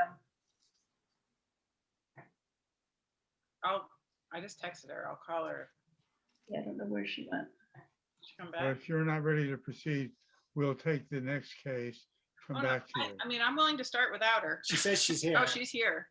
What is she under? Maybe one of her, is she under a kid? Maybe it's her kid's computer. Miles, do you see Miles or Thomas or? I see Alper. Oof. It says Ying Li Architect. She says she's there. Do you see her? I don't see her anywhere. No. I saw her before and now I don't see her. We only have 1, 2, 3, 4, 5, 6, 7, 8, 9, 10, 11. Maybe ask her to raise her hand. Yeah. Or I'll tell her that. She's.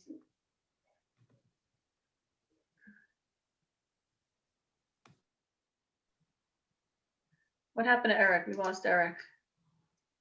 Bring him back. No, he's here. No, I'm here. Okay. Yeah. Okay, I see. No, I don't know. Oh, Yalari. Somebody's raising their hand. Okay. Yeah, I wouldn't. Yalari. There she is. Mr. Fishman, do you want to swear the witness? Yeah, who's ever going to testify, why don't you raise your right hand? Yes, I do. Okay, wait, we didn't swear in yet. Do you swear from the test, you too, if you're gonna, do you swear from testimony you're gonna give tonight to be the truth, whole truth, nothing but the truth? Yes, I do. Okay, why don't we start with you, Ms. Moffett, first. You state your name and your address for the record, then, and I'm Erica Moffett, and I live at 19 Bailey Road. And we're applying for to do an addition to this house.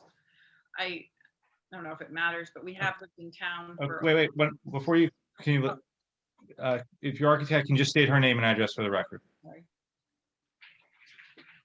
Oh, okay. My name is Ying Li. I'm the architect for 19 Bailey Road addition. I live on 81 Mountain Avenue in Millburn. I used to live on Bailey Road. Okay, go ahead.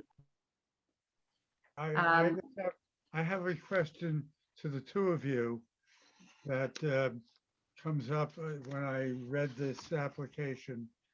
As I recall, there are places in here where you talk about a patio or a deck. Other places where you talk about deck, other places where you talk about a patio. Have you made a decision as to which it is? I think since then, Erica at the office has made the decision on the deck. On a deck, not a patio. Is that Yes, correct?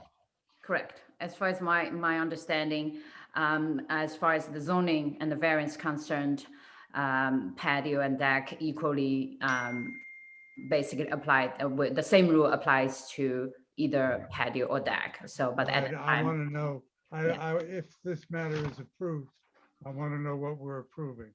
And Yes. your testimony is that it's a deck, not a patio. Is that correct. Erica, is that the? By the I way, don't see her. Yeah. I think she disappeared. She disappeared. Okay, hold on. Oh yeah, I think Jim had just accidentally unplugged the computer. The computer just died. Yes. All right, well, we'll wait for them to. We'll wait for her to come back.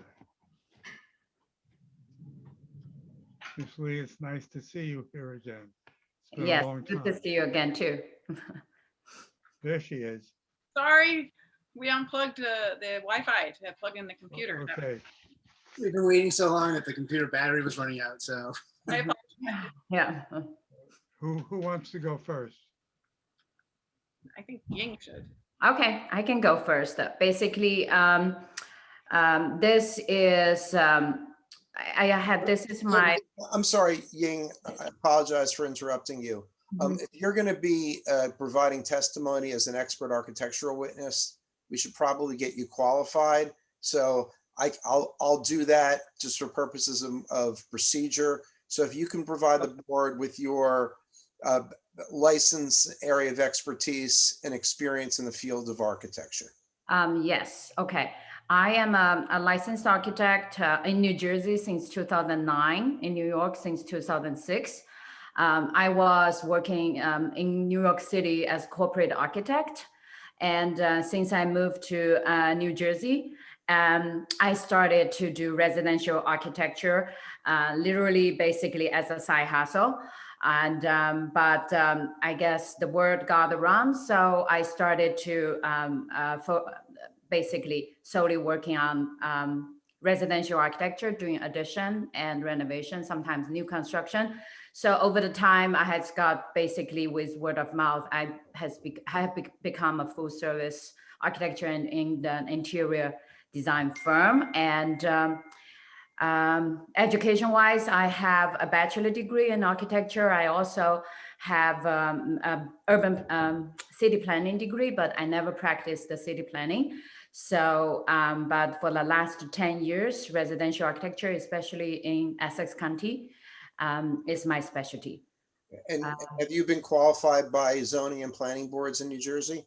Yes, I think this is my 5th or 6th time testifying in front of Millburn Board of Adjustment. I also testified in Summit, Chatham, and New Providence as well.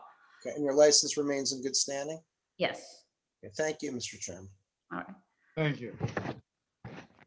Okay, so this is R6, and as many of the houses in the Wyoming section in the Millburn, it has the issue of basically in its specific case, it a detached garage. In this case, is this two car. They actually have an okay sized lot for R6 on that street. It's the detached two-car garage at the back that basically triggers the FAR and the lot coverage and the driveway leading to the two-car garage. And if you have visited the site, or if you just look at Google map, you can see that more than half of the houses on that street on both sides and also on the nearby Berkeley streets have additions at the back, because all the houses there, they started with a footprint about 25 by 25 or 26 by 26. It is impossible to fit in the lifestyle of a current family. So addition is, it's pretty much, they have to do addition to fit in a family of any size. To do that, the hardship comes from the garage and the driveway. I think that would be that's the unique case about this. And when I do the addition, I do know that the FAR variance, it is something, because this is the 3rd house I'm doing on this block with similar setup. And each one I'm trying to actually be mindful about the FAR. And this, I think the Moffats, they are modest in their request for the addition. Instead of have a full-blown, like say many people have a family room and open kitchen at the back, they actually only request a working area. So that actually we were able to keep the FAR only 3% over, because anything less than that, they won't be able to have economically feasible addition. And another thing I thought the Moffat family were gracious in this is understanding that they are increasing the building coverage, the lot coverage, and then in return, they are willing to actually demolish the existing patio at the back of the yard. So that is, if you look at the site plan, the first page of the plan, that's about almost 400 square foot. They are giving that hard surface away and give back the greenage. So basically, that's my stand on this on this case. Can you talk a little bit about the maximum accessory coverage, which is a major request here? The maximum accessory, the coverage, yes. Actually, I think there, if you're looking at the attachment E, correct, Mr. Steinberg? I'm looking at attachment E, yes. Yes, attachment E, actually, you see, it's existing non-conforming with the 39% it's a major one, but the proposed one, with that, it still stays at the 39, because even though that's not being increased. It stays, right? It stays at 39. I thought, yeah. On Schedule F, it doesn't. Yes, one thing I need to point it out is correct, and actually there is some. I think we updated it. The maximum accessory coverage is in attachment E, but it wasn't in the denial letter, so it wasn't in the attachment F. Technically, even though is existing non-conforming stay the same, but actually the maximum accessory coverage is also a variance item. So just for clarification for the record, Uh-huh. so maximum accessory coverage permitted is 20%. The currently existing, your testimony is that it's 39% currently, Yes, and that it's going to continue to be 39%. yes. It is the existing 39% is really it's driven by not only because it's the existing two-car garage and the driveway, it's also because on the existing condition, the previous owner added a patio at the back of the at basically the backyard. It's and then we realize that anything we do will absolutely make that number way even more higher. So in return, I think the Moffitts, they decided that they are willing to demolish that existing. If you look at the site plan, it's on the upper right corner of that property map. And so they are willing to basically demolish the existing patio and put a lawn back there. With that, we are managing to keep the basically maximum accessory coverage the same. Well, okay, but the driveway is not included in your accessory coverage. I thought we went over this because you told me that the rear patio was coming off. And so it was just the garage and the new patio. Oh, so basically that is not an issue then. Correct. It was removed because initially you had included, I took it off my attachment. Schedule F, okay, in the denial letter. All right, thank you, Eileen. I think she made that a correction that when I put that 39, I counted it at the driveway as the accessory structure. And without that, with the driveway taken off, accessory. The only variances required are for lot coverage, floor area ratio, and the accessory setback. Yeah, the deck setback, yes, okay. And then I will The back- update the attachment E. I'm sorry, did you say there's a setback variance required? For the deck, yes. For the deck. Accessory. And can you please go over that? Because I don't see that in the denial letter. I don't see it either on. Because the plans were changed. Oh, I guess, did your copies didn't reflect the change? With the attachment F, Eileen, I gave you, I don't know if the rest of the board members have the updated attachment F. Not F, we're looking at E and we're looking at B. So if you submitted the originals. I'm looking at attachment E as in Ethel. Yeah. And are you telling me that that is different now? The maximum accessory coverage is compliant because the applicant was agreeing to take out the patio, the square patio in the backyard. So the maximum accessory coverage was conforming.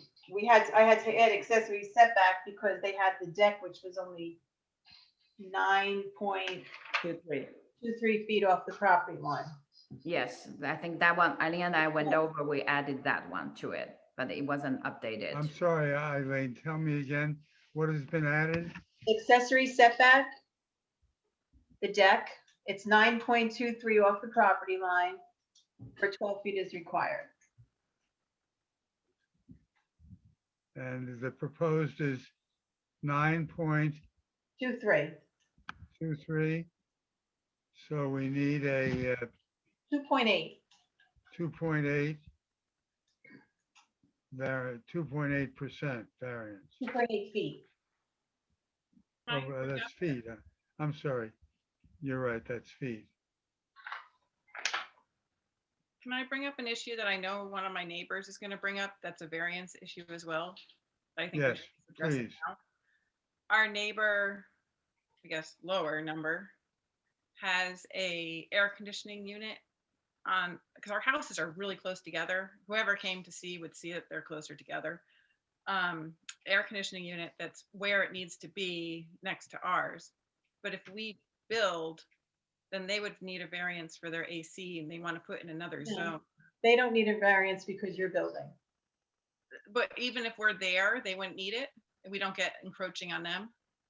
and what's allowed with their AC. I just want to make sure that we're not creating a variance for our neighbors to put in their second zone. You can't, No. you No. can't. No, because you it's can't measured I to just wanted to make the sure. can't do something on your property and create a variance on your neighbor's Well, property. I do see what you're saying. You're putting an addition on your Right. property, which is Yeah. now I continuing. would your make it setback. closer for him to put in another zone, but he's not ready to yet because he wants to do it with other work. So we're But just, we have to push it behind his current air conditioner because we measure from the unit to your dwelling, and your deck would take up most of that space, so he would probably be, he would be. fine. I just want to make sure he's fine and we're not creating problems for him, even if you guys are okay with the zones. But thank you. I have a problem with dealing with this case if we're getting these numbers at the last minute. Not only that, Joe, but in the drawings on the rear elevation, there's no deck present. So we can't really see what the deck is going to look like from the rear elevation drawing. Yes, at that time, we have not, I guess, haven't decided on the deck or patio. So on the point wise, I left that flexible. Yeah. I'm not convinced about these maximum accessory use coverage that these numbers make sense. Even, I mean, you say you're eliminating the driveway and that brings you into conformance, but I want to see them. I'd like to see the math behind that. Because I'm just doing some rough calculations here. I don't know that that's true. Well, the only accessory uses are the deck and the garage. The patio in the rear yard was coming out, and driveways are not accessory. I understand. Yeah.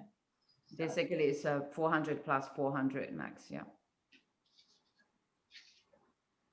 But I understand, I mean, my paperwork reflects the changes, but I think the copies that were given to me that was sent to the board, you made the old copies, which were not, I don't look at all the copies that are given in. I just assume that they're. Oh, okay. I mean, I have a problem because we don't have in front of us as board members, the documents that you need. as they ended up. We have a prior draft. Is that correct? Yes, we can absolutely update with Yeah, I think we need to put this case off, Eileen, and distribute to the board members the actual documents. Okay. Give this case a new date. The next available date is May 3rd.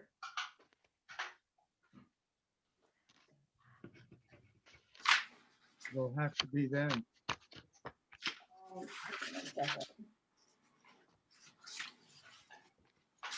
And I'll need an extension of time from the applicant as well.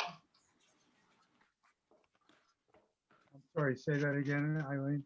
I'll need an extension of time to decide from the applicant. Okay. Can we get an extension of time to, when is that? May May 3rd. So May we- 3rd. Can we get an extension of time for the board to act till the end of May? I'm addressing that comment to the Moffats. Sure. Yes. Can I ask something? It could be a procedure thing. If the applicant and me, if we can update basically the math on those chart within this week. Do they still have to wait until May 3rd I don't have any spots open in the April agendas. to be heard? Yeah. Okay. So it's not a matter of updating, but it's a matter of updating and then getting in line again. And Unless getting, the board wants to see a new plan, because the board wants to see the plans as they are current, not a set that shows something that is not currently before the board. Okay. Right. And that's really the best we can do. Eileen, can I ask a question of you? Yes. Is the notice, did the notice from the applicant contain the catch-all language so that this additional setback variance that was identified this evening verbally would be known to the public so that the applicant does not need to renotice? Good They question. noticed for accessory setback. They Mhm. did. They Mhm. were where they needed it. It's just that they Yes, didn't yes. update their documents.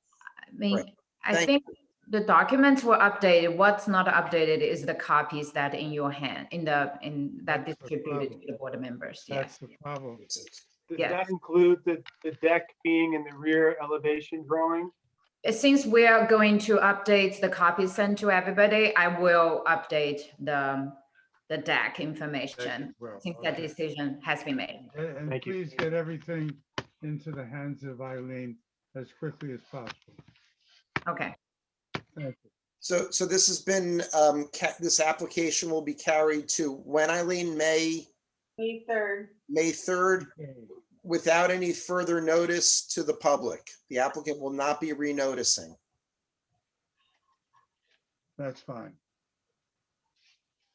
Okay, let's move then to the last case we have for tonight. Okay, that is this guy here. Good evening. Is the Wu case at 28 Parkview, is that right? Yes, Is that case ready to go? I brought them over. Hello. Hi, everyone. Turn on your video. Yeah, let me try to turn on my video. Okay. Okay. Is that Yeah. everybody? Yeah. Okay, if you just raise your right hands, please. Do you swear from the testimony about to give in tonight's hearing to be the truth, whole truth, nothing but the truth? Yes, I do. Yes, I do. State your name and address for the record. Yeah, so my name is Al. Currently, I'm living in 1599 Grouse Lane in Mountainside, New Jersey. I'm planning to move to 28 Parkview Drive in Millburn. Good evening. I'm the engineer for the applicant, Catherine, with a C, Muller, M-U-E-L-L-E-R. I'm the principal and owner of Page Muller Engineering in Warren Township, New Jersey. All right, who's gonna go first? Yeah, I can start first with some basic introductions. Yeah, so I am looking to move to Melbourne. My family has one small baby girl, and we are expecting a second girl like next week. So both my wife and I work in the city. So we are trying to move to Melbourne, which is closer to the train station to the city. And we are building a new construction in 28 Parkview Drive. So I think we try to build the attached garage into the front. As we in previous case, we were discussing that a long driveway would basically increase the lot coverage. And then we realized that there is another rule for the front yard coverage. So I think when we have a two-car garage into the front, we really want to have like a two-car with driveway so that we can park our car normally, like we park one car in the middle. So it's better to have like a driveway for the flexibility to park the car either in the left, right, or the middle of the garage. Yeah, so that is basically the variance about. I have, before I ask for questions from the board, I have a question. If you have in front of you the application for development, I'm looking at question number 19. Has there been any previous appeal, request or application, et cetera, goes on from there. And someone has typed in the answer, building permit granted. What does that mean?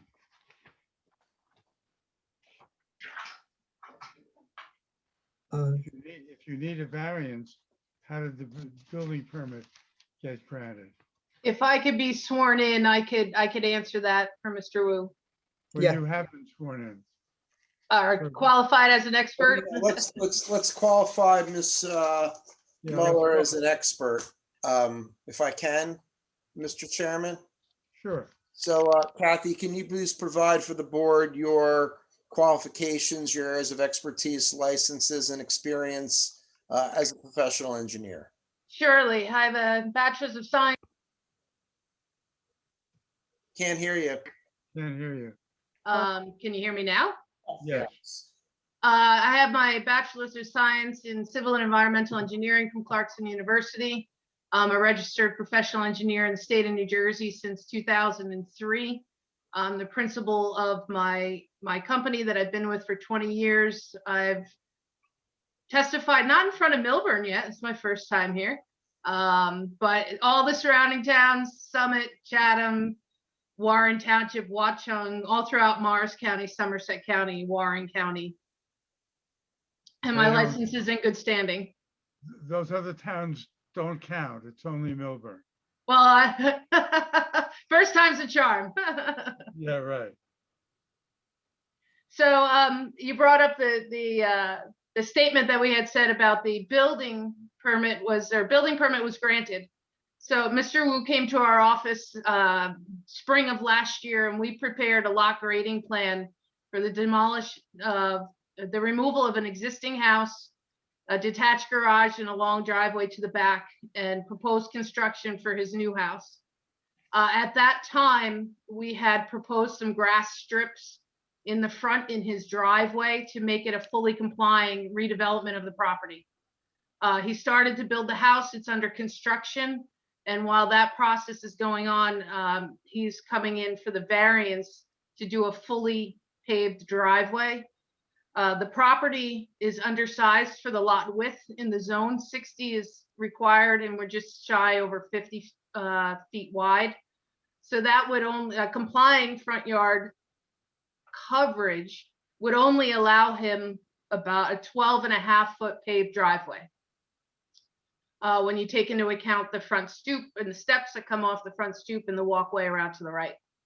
So at that time, we were able to put some grass strips in. It was not ideal, but it was variance free, knowing that we would come in for the variances. The construction was underway on his house.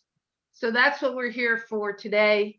The allowable front yard coverage is 30% or 611 square feet. And we're proposing 44.5% or a total of 908 square feet.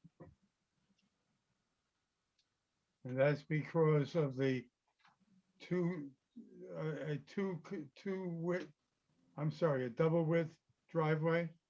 Correct. It's a front loaded 2-car garage. So we're proposing a driveway width of 20 feet. The garage door is about 17.5 feet.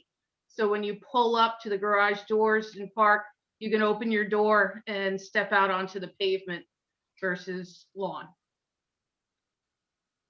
Now, are you also using the grass pavers to extend your width even further? We are not. We have a 20-foot paved asphalt driveway is what we're here proposing. So your drawings that show the grass pave are gone? The grass paved ones maybe were the Well, that's the drawings here that we development have. plans. That may have been the lot grading plan and not our variance plan. Okay, because because you're the one we received with your name on the bottom shows grass pave. What's the title of that drawing? You should have one and you should have one. Drawing names as cover sheet. Yeah. Oh, that's what was approved. Right. That's the approved existing conditions shown on the property. So that's what we had submitted for the building permit. That's what would have been allowed with a complying front yard coverage. And then on the second page, Yeah, the we variance showed plan. Got the it. grass paves being removed and we're requesting the variance.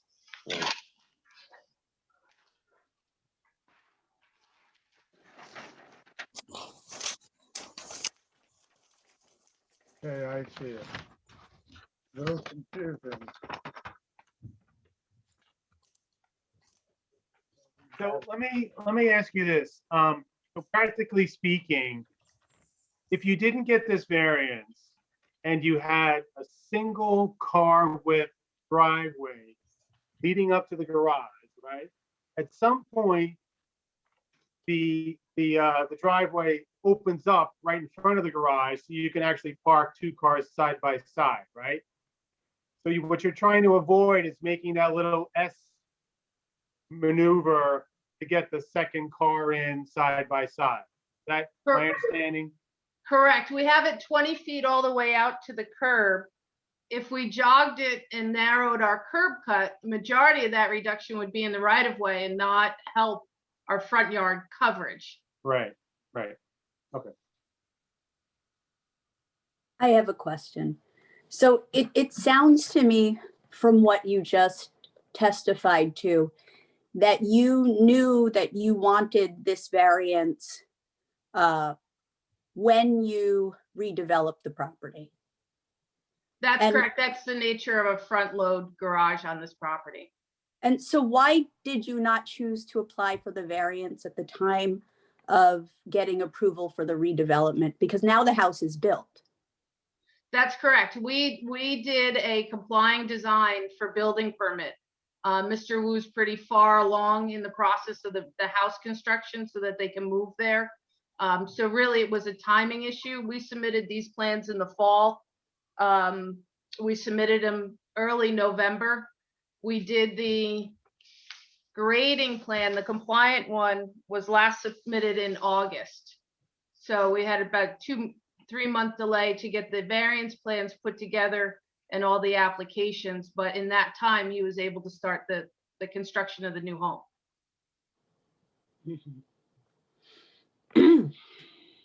Thank you.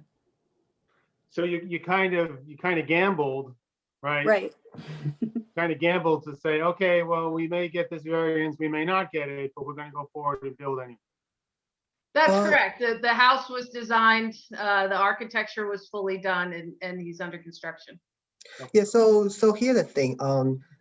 Regardless of the variance is approved or not, it will always like a two car width driveway. The difference is if there is grass in between, right?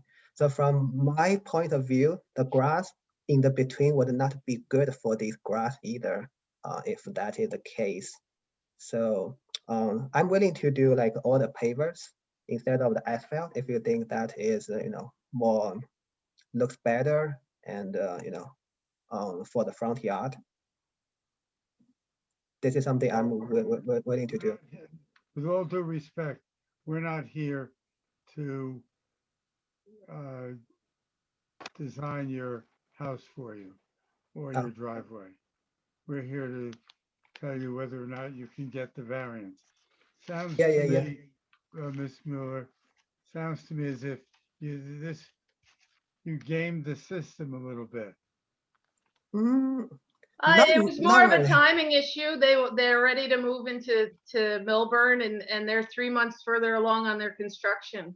And then we came for the variance. It was an educated guess, and let's get the house started and apply for this. I think it certainly is with the undersized lot width, a bit of a hardship to have the 30% complying. We wanted to move his project along, and again, this came along 3 months after. I don't think it was a big delay. Things have been a little crazy in the world. We put this together, fairly quickly to follow up that application. Okay. What can you tell us about the neighbors on the street, how their driveways are set up, how this proposal compares to what else is there? It's a neighborhood of older houses, primarily with detached garages in the back. You can see that on my cover sheet. All the houses that are adjacent to us or even in the area all have a detached garage in the rear. That would cause other variances with lot coverage, accessory in the backyard with the patio. And really for a modern house, a 2-car front-loaded garage is not unusual. Yeah, so I think for all the new houses with two-car garage in the front, they all have this problem. Like the 57 Locust, I'm not sure if they have seeked this variance, but as far as my understanding, like in their front yard, we even cannot see like any of the grass there. And also like in some of the multifamily house on the across the main street there, as long as like there is front facing garage, I think that coverage would always exceed the at least exceeding the 30%. But on the other hand, we saved a lot in the entire lot coverage compared to a long driveway and a detached garage. Yeah, but your lot's 2,900 square feet over the R6 zone. I mean, it's a massive lot relative to the zone. Can I? We're compliant with every aspect of the Millburn zoning code. I understand that, but you made the comment before that your lot, you have this 51-foot lots width, but that's what everything is, and you still have a large lot for the zone. Can I speak to the question that was asked about, I guess about the streetscape or the character of this neighborhood? I've been looking, because I live in the neighborhood, and I've been looking at every single house since I went to see this house. And I have yet to find a double car front loaded garage on such a narrow width. The only time that it occurs in an R6 is in a very wide width. And all the precedents that you were given, Mr. Wu, are the ones that are on wide widths. This is pretty, I guess it's not your fault because it's allowed in the zoning, but it's pretty, I don't want to say rude, but it's pretty awful to see a house that has more garage on the facade than it does house. The width of the garage is wider than more than half the house, but I suppose that's the problem with the zoning, but that's just what we get.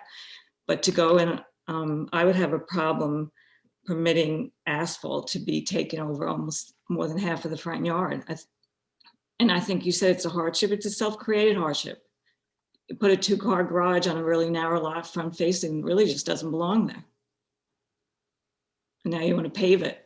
And I think that's just reinforcing it's wrong. Yeah, I agree with Joy. You have 800 square feet of pavement on a 2,000 square foot front yard. Outrageous. Yeah, it's completely different. It's in stark contrast to every house, pretty much every other house in the neighborhood.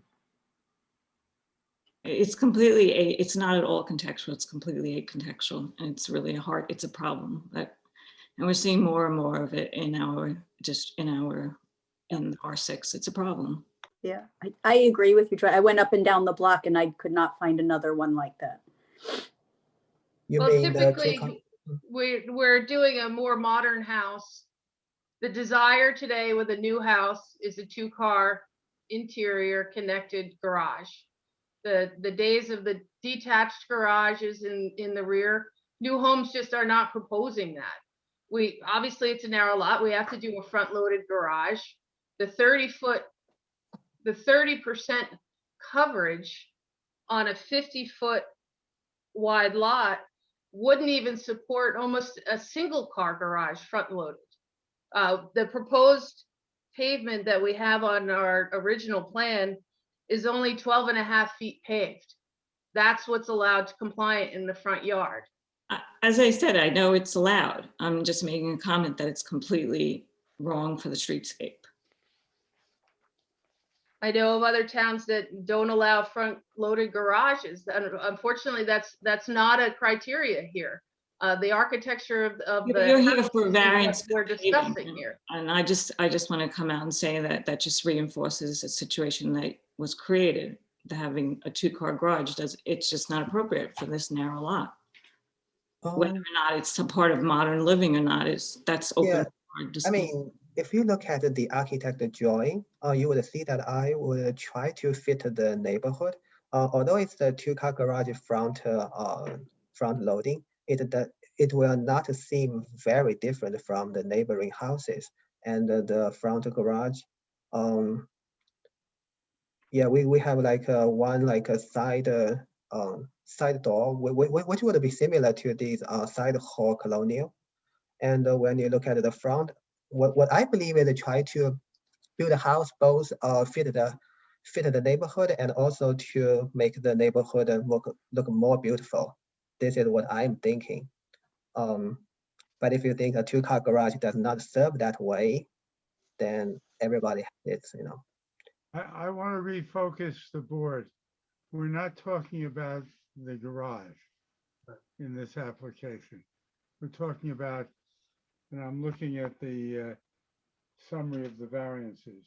We're talking about maximum paved surfaces in the front yard. So we're really talking about the width of the driveway that's paved. That's all we're talking about. And I think what I've heard and what I saw, and you guys tell me if I'm wrong, as you look up and down the street, you don't see a double width paved driveway anywhere on the block. Is that correct? Right. we can see like 57 Locust. How wide is that lot? This is a new construction. 57 Locust is a new construction in 2018, I believe. This one has That's the enormous house that's totally, I don't know how that got built. I know Sorry? exactly which one you're talking about. Yeah. 57 in Locust. Yeah, and yeah, I know it's. I don't think we go on precedent anyway, right, Joe? Isn't it more case by case? Right. It's an atrocious house, by the way, but that's my opinion, I guess. Yeah. Are there any other questions for either of the two witnesses? Eileen, is there anyone in the audience here? You're muted, Eileen. There is one person in the audience, actually 2 people. Oh, There is one person for this case. there's 2 people that have questions. I have Well, S. Barkey. I'm going to ask if there are questions from the audience. Yes. There is, I brought S. Varkey over, and then we have one other person who has a question. Right.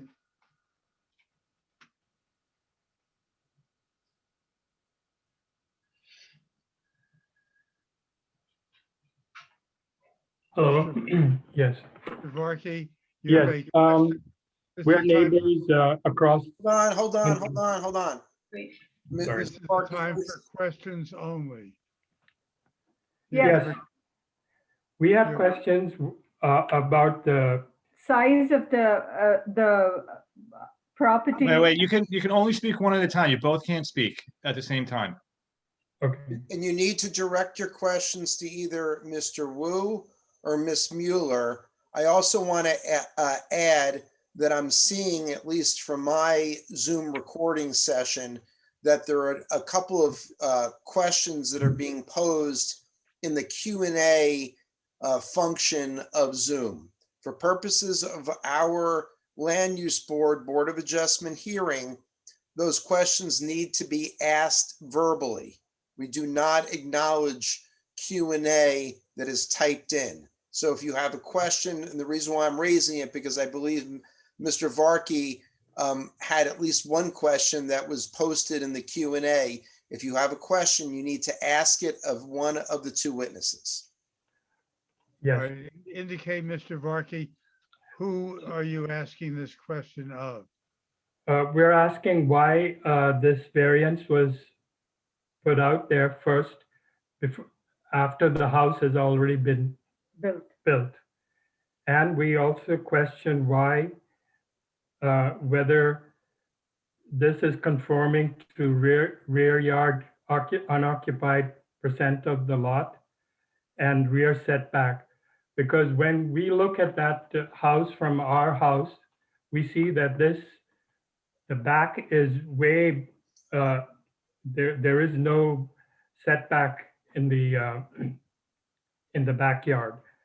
So we're questioning whether this, because this application mentions that they intend to seek other variances and waivers that may arise during the course of this hearing. So we're questioning whether this is just one variance or are there other variances that are going to be required? I can answer that, Mr. Varkey. We are only requesting the front yard lot coverage. Okay. We submitted a complying plan that had complying front yard coverage with the grass strips in the driveway. Okay. We're here tonight asking to convert those grass strips to driveway. There are no other intended variances. That's a catch-all in the notice. And I think Mr. Simon can back me up on that one. When we do a public notice, we identify the variance that we're seeking, the front lot coverage or coverage in the front yard. And then, as you may have heard with the prior hearings, sometimes the board identifies other variances as the applicant goes through. So that's just a catch-all. We do not have any other variances on this lot. It's fully complying to all other zoning. If that's fine, if that's the case, then The covered area and the property size is compliant with the rest of the houses on that block? Is that what you're saying? Correct. It certainly doesn't look like that because it sticks out way beyond every other house on the block. and it's totally out of character with the rest of the houses on this We've lot. been in this town for 30 years and we haven't seen a construction like that. Not in South Mountain. Excuse me, we're not here to Yeah, debate okay, we got what that. the house looks like and whether it's Well, consistent. I'm just asking if it's compliant with the covered area as opposed to the size of the property. That's what I'm asking. The answer that the witness gave was yes, Okay. compliant with everything other than the front yard. Well, let's see what it. what Paved it's actually- surface. The paving in the front yard. Okay. Okay. Are there other questions, Eileen? Yes. Anyone else? Susan Guerin.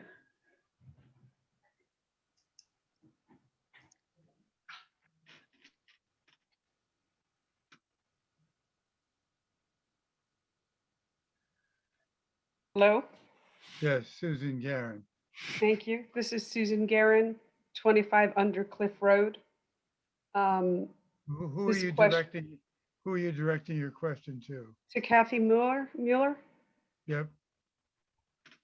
Go So ahead. Kathy, I just want to make sure I understand that you knew in advance that you would need a variance and always planned for the driveway? We proposed a compliant driveway, and then the applicant is here seeking to remove the grass strips and put in pavement. Yeah, my question was, did you always want to have a paved driveway? We discussed it, when you come in front of a board and request a variance, it's never guaranteed. We have a solution that was submitted for building permit that's fully compliant. So we're here to ask for the variance that's required to remove those grass strips for the usability of the driveway. And I guess the other thing is, I know, are you aware that there's precedent in this town where you build and then go back for the variance for the part you really wanted in the beginning, but didn't put forth because you wanted to start your building? There is plenty of precedence here that those are generally not approved. Are you aware of that in our town? This is not an unusual situation. I've done this in other towns. We get the building going forward. And as I explained before, with every client, a variance is never guaranteed. So what we propose on our original one is what is allowable by zone. And we have a 20-foot driveway with grass strips in it. And now we're here seeking to remove those and pave it. That is our application that's in front of this board right now. I think I can clarify a bit about this. It's not a play of the game. It's like when we build the house, we do want a two-way garage, with a two-way driveway. This is what we submitted there, and it is compliant. It is totally compliant when we have some grass in between, right? So now it's like while we are building the house, we would realize that such kind of driveway is not very practical compared to like full pavement. So this is why we are here for the variance to allow that the pavement to go all the way along the two-way driveway. We think that to have the grass in between would not be good for the driveway either, and also would not be good for the grass to grow there. And on the other hand, like we understand that it exceeds the front yard coverage, but on the other hand, like in the backyard, we have a very large lawn, I think, which is good for the entire neighborhood. Front yard coverage is so critical to the aesthetics of our lovely South Mountain neighborhood. Yeah, I agree. That's why I'm like, yeah, I agree.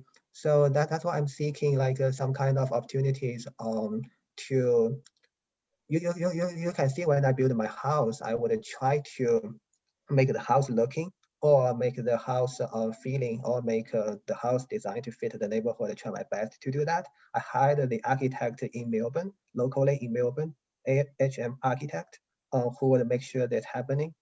And I think he designed quite some houses in Melbourne, and I try to convince him to design something which is conformed with the neighborhood to bring the neighborhood better, not to like make it yeah, worse. So, but I do want an attached garage, as Kathy explained, like in our life, like the attached garage is more practical than the detached garage. And in the Melbourne, in such kind of lot, the only way to build the attached garage is to have the two-car front load garage. Yeah, and then I think this has already been said, but that's not standard here. And then to put a full paver, which throws you out of compliance, takes you even further from the aesthetics of the neighborhood. All right, this question. Okay, that's not a question. So I'm done. Thank you. Okay, Thank you. thank you. Okay. Are there any statements from members of the public, Eileen? Anymore. I have one more person who wants to ask a question. Oh, okay. Is that Mr. Alper or Miss Alper? Yes, Alper. I don't know. They have their hand raised.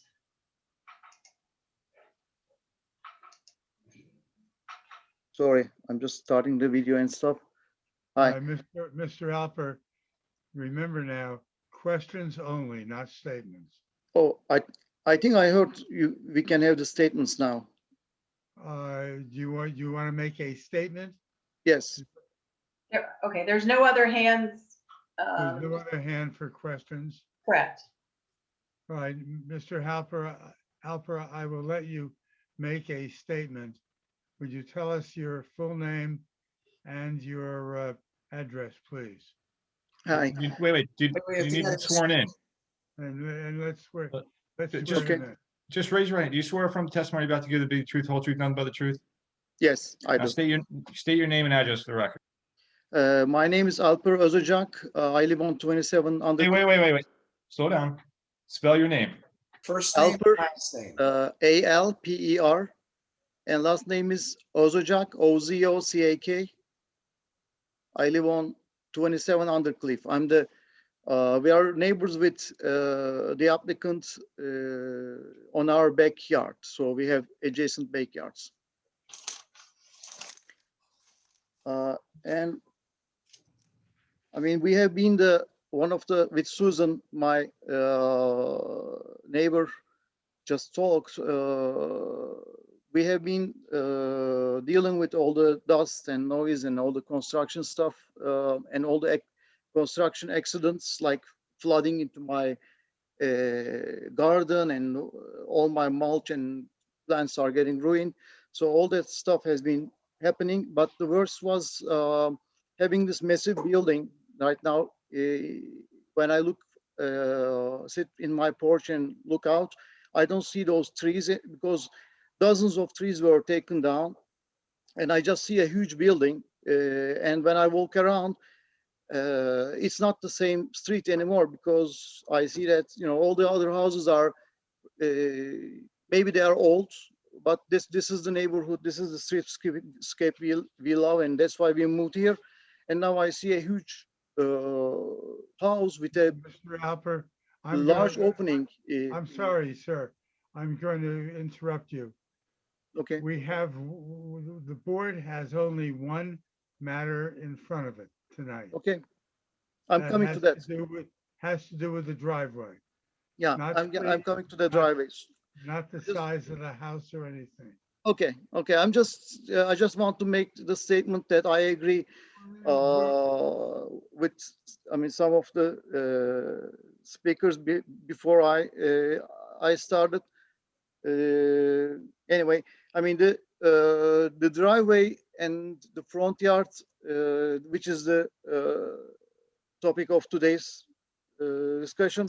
Yeah, I mean, we love I mean, I have to talk about the neighborhood again because, I mean, there's a kind of a standard streetscape and aesthetics of the neighborhood, and now we're just going to see more asphalt and more instead of green. And I mean, we didn't. I mean, we are trying to escape from the city and all the buildings and all the concrete from there, and now I see new buildings coming up, and if we let them, you know, use more asphalt and concrete and get rid of all the trees around, then I mean, this won't be the Millburn we move in. That's what I wanted to just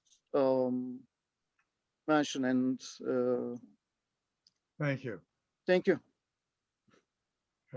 Who else, Eileen, is wanting to make this? Can I answer Mr. Alper's question? No, this is not.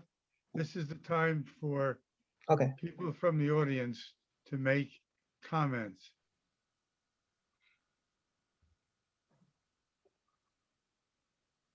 Mr. Vardy, we need to get you sworn. You need to unmute. Raise your right hand. Who's ever going to speak? Sheila Varkey. I'm Sheila. Wait. Raise your right hand. Yeah. You swear affirm or affirm the testimony you're about to give in tonight's hearing to be the truth, whole truth, nothing but the truth? Yes. State your name and your address. Wait. State your name, spelling your name, and give your address. Sheila Varkey, 21 Undercliff Road, Millburn. I don't have a problem with this driveway. I think it is what it is. It's a little too late to be asking for variances. And I'm just sad that this construction is so out of character with the whole of South Mountain. And I know it's too late to do anything. It's all after the fact, but I'm just making a statement. And I know you don't want to hear it, but that's it. Thank you. Anyone else, Eileen?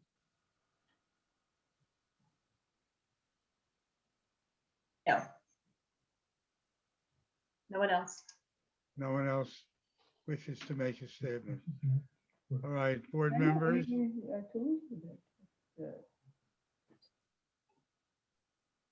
I ask a question?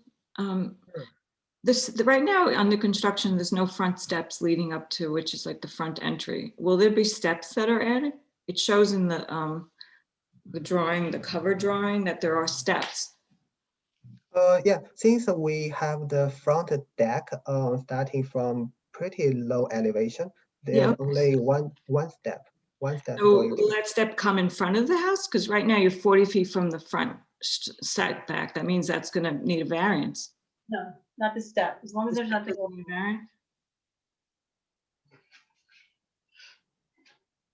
Okay. Yeah, I think a step is also shown in the application, right? In the original application. Also, the two-car width driveway it's also in the application. I think what we are talking about here is to leave the lawn in between or remove the lawn in between. But the two-car driveway will always be there. It has to be there. Otherwise, I cannot, move my car into my two-car driveway, right? Into my two-car garage. So yeah, but I will try to if the concern is about the trees, I can grow more trees. If the concern about the lawn, Wait, no, definitely it's nothing about trees. I just want to not the- understand, you said a number not of the times zoning board. about leaving grass between the driveways, right? You've made that comment more than once, leaving grass between the driveways. Now, that's not what this is, right? This is not allowing you to put asphalt on. I'm not understanding what it is you're saying when you say. Grass pave. It's grass pave. Yes, grass pave. Okay, Right. all right. As long you understand that, right, sir? It's grass paved. it's grass paved. Okay, okay. I'm sorry. Thank you. Yeah. It's grass paved. Yes, this is what we applied and approved. Okay, So yeah. okay. Thank you. All right. I think we're at the point where the board needs to debate this matter now. So who would like to lead off?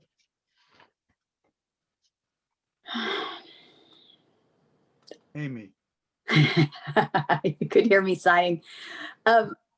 My position, I think, on this is very simple. There were, plans that are fully conforming, submitted. There was no variance required. They built the house based on those plans. And I don't think we should grant a variance. I think they should build what they intended to build that was compliant. Who else? I think grass pave has gotten abused over time. I'm not a fan of it. And I think that it's been weaponized in this town where people now use grass pave as a way to cheat coverage. And, and I don't like to see it at all, if you want the truth. But what I don't at all want to see is 800 square feet of macadam in front of that house. So, you know what? If you can do it as it complies, that's great. Not a fan of either strategy, but I would not approve this application. Roy, you look pregnant with thought. No, I think this brings up bigger issues, but it's not, it's late now. I wouldn't approve this, but it's bringing up other issues when I listen to other neighbors speak, that there's a problem with zoning in this area. And it's more than, if I look at the length of the wall, there's the idea of the two-car garages. I mean, it just doesn't make, there's so much that doesn't make sense. And it's not the only house in this neighborhood that's starting. It's really a problem. And I hope that the township committee or whoever's responsible relooks at the zoning, because it doesn't work for here. And the idea of putting the attached garage, that's so it doesn't count in the FAR, because if it's detached, it counts, I believe, right, Eileen? That's a trick too. It's a much bigger trick than the idea of the grass pavers. And it's not in context with these houses. So maybe that's wrong, because years ago it didn't count in the zoning. That was a change that happened. And maybe we need to go back the other way, because we're getting houses, honestly, that look like we're in the middle of Queens. And I grew up in New York, but it's just a different context, and it's very contextual. It's wrong. And people are finding ways to get around this, including the way this whole thing was approached. Design, build, and then, then we'll keep pushing the limit. That's a bigger problem. I know we're not supposed to talk about that. Sorry. Anybody else? Can I just offer one more suggestion to the board? I can tell you that this application was not done to skirt your regulations. We fully understand going into this that what we proposed is what may be built. It's not going to change the house. It's not going to change the design. Mr. Wu is intending to move here and worked with AHM Architects, who's very well known in Millburn, to develop this. So I would please ask you to not think that we're trying to skirt the regulations by coming in for this application. We do have a 20-foot wide driveway. It's indicated as asphalt. I hear the concerns of some board members of seeing that as the approvals. If we were to narrow it to 18 feet wide, which would only give us a couple inches wider than the garage doors that are proposed, or if Mr. Wu has suggested if we offer to do pavers in lieu of the blacktop asphalt, that could be a concern. Would that maybe alleviate some of the board's concerns? We'd be narrowing it down to 18 feet, 2 foot width over 40 feet is about 80 square feet. That could reduce it approximately 4%, 3% that we're asking for in narrowing it down to 18 feet. Would still be usable. It's a little bit, less luxurious, but if that is something the board would want to see as a possible condition of approval, the applicant would be amenable to narrowing it to 18 and installing pavers versus the asphalt indicated on our plans. I don't think this is time for playing a little let's make a deal, personally. Right. I hear your concerns, and obviously we want something that makes everybody happy. If that's something, again, I haven't been in front of this board. If that's a revision that maybe alleviates some concerns, we're throwing it out there that we'd like to work with you. And we could adjust this to 18 feet in pavers. 18 feet and what? And pavers. Utilize pavers, paving blocks versus asphalt. There's no pavers in that whole neighborhood. No one's using paver driveways. Again, it's something that I've heard, you don't want to see 800 square feet of asphalt. This would be an. Well, we wouldn't. You have your architectural grass improvement. pave. You have your grass pave to skirt that rule. We want to just vote on this application as presented and see where that goes. That's probably the best thing to do at this point. Correct. Is there Joe? a motion? I move to deny 37 to 80-21. I second. Motion to deny by Wolfgang and Yep. second by Joy. Craig Plagner, Yes. Jody Sharma, Yes. Joy Siegel, Yes. Steve Toger, Yes. Wolfgang Tutoris, Yes. Amy Lawrence, Yes. Joseph Steinberg. Yes. Well, I think that's the end of the meeting. We have put 2 cases off tonight, and it is now 10:24. So is there a motion to adjourn? So moved. Is there a second? Second. All in favor?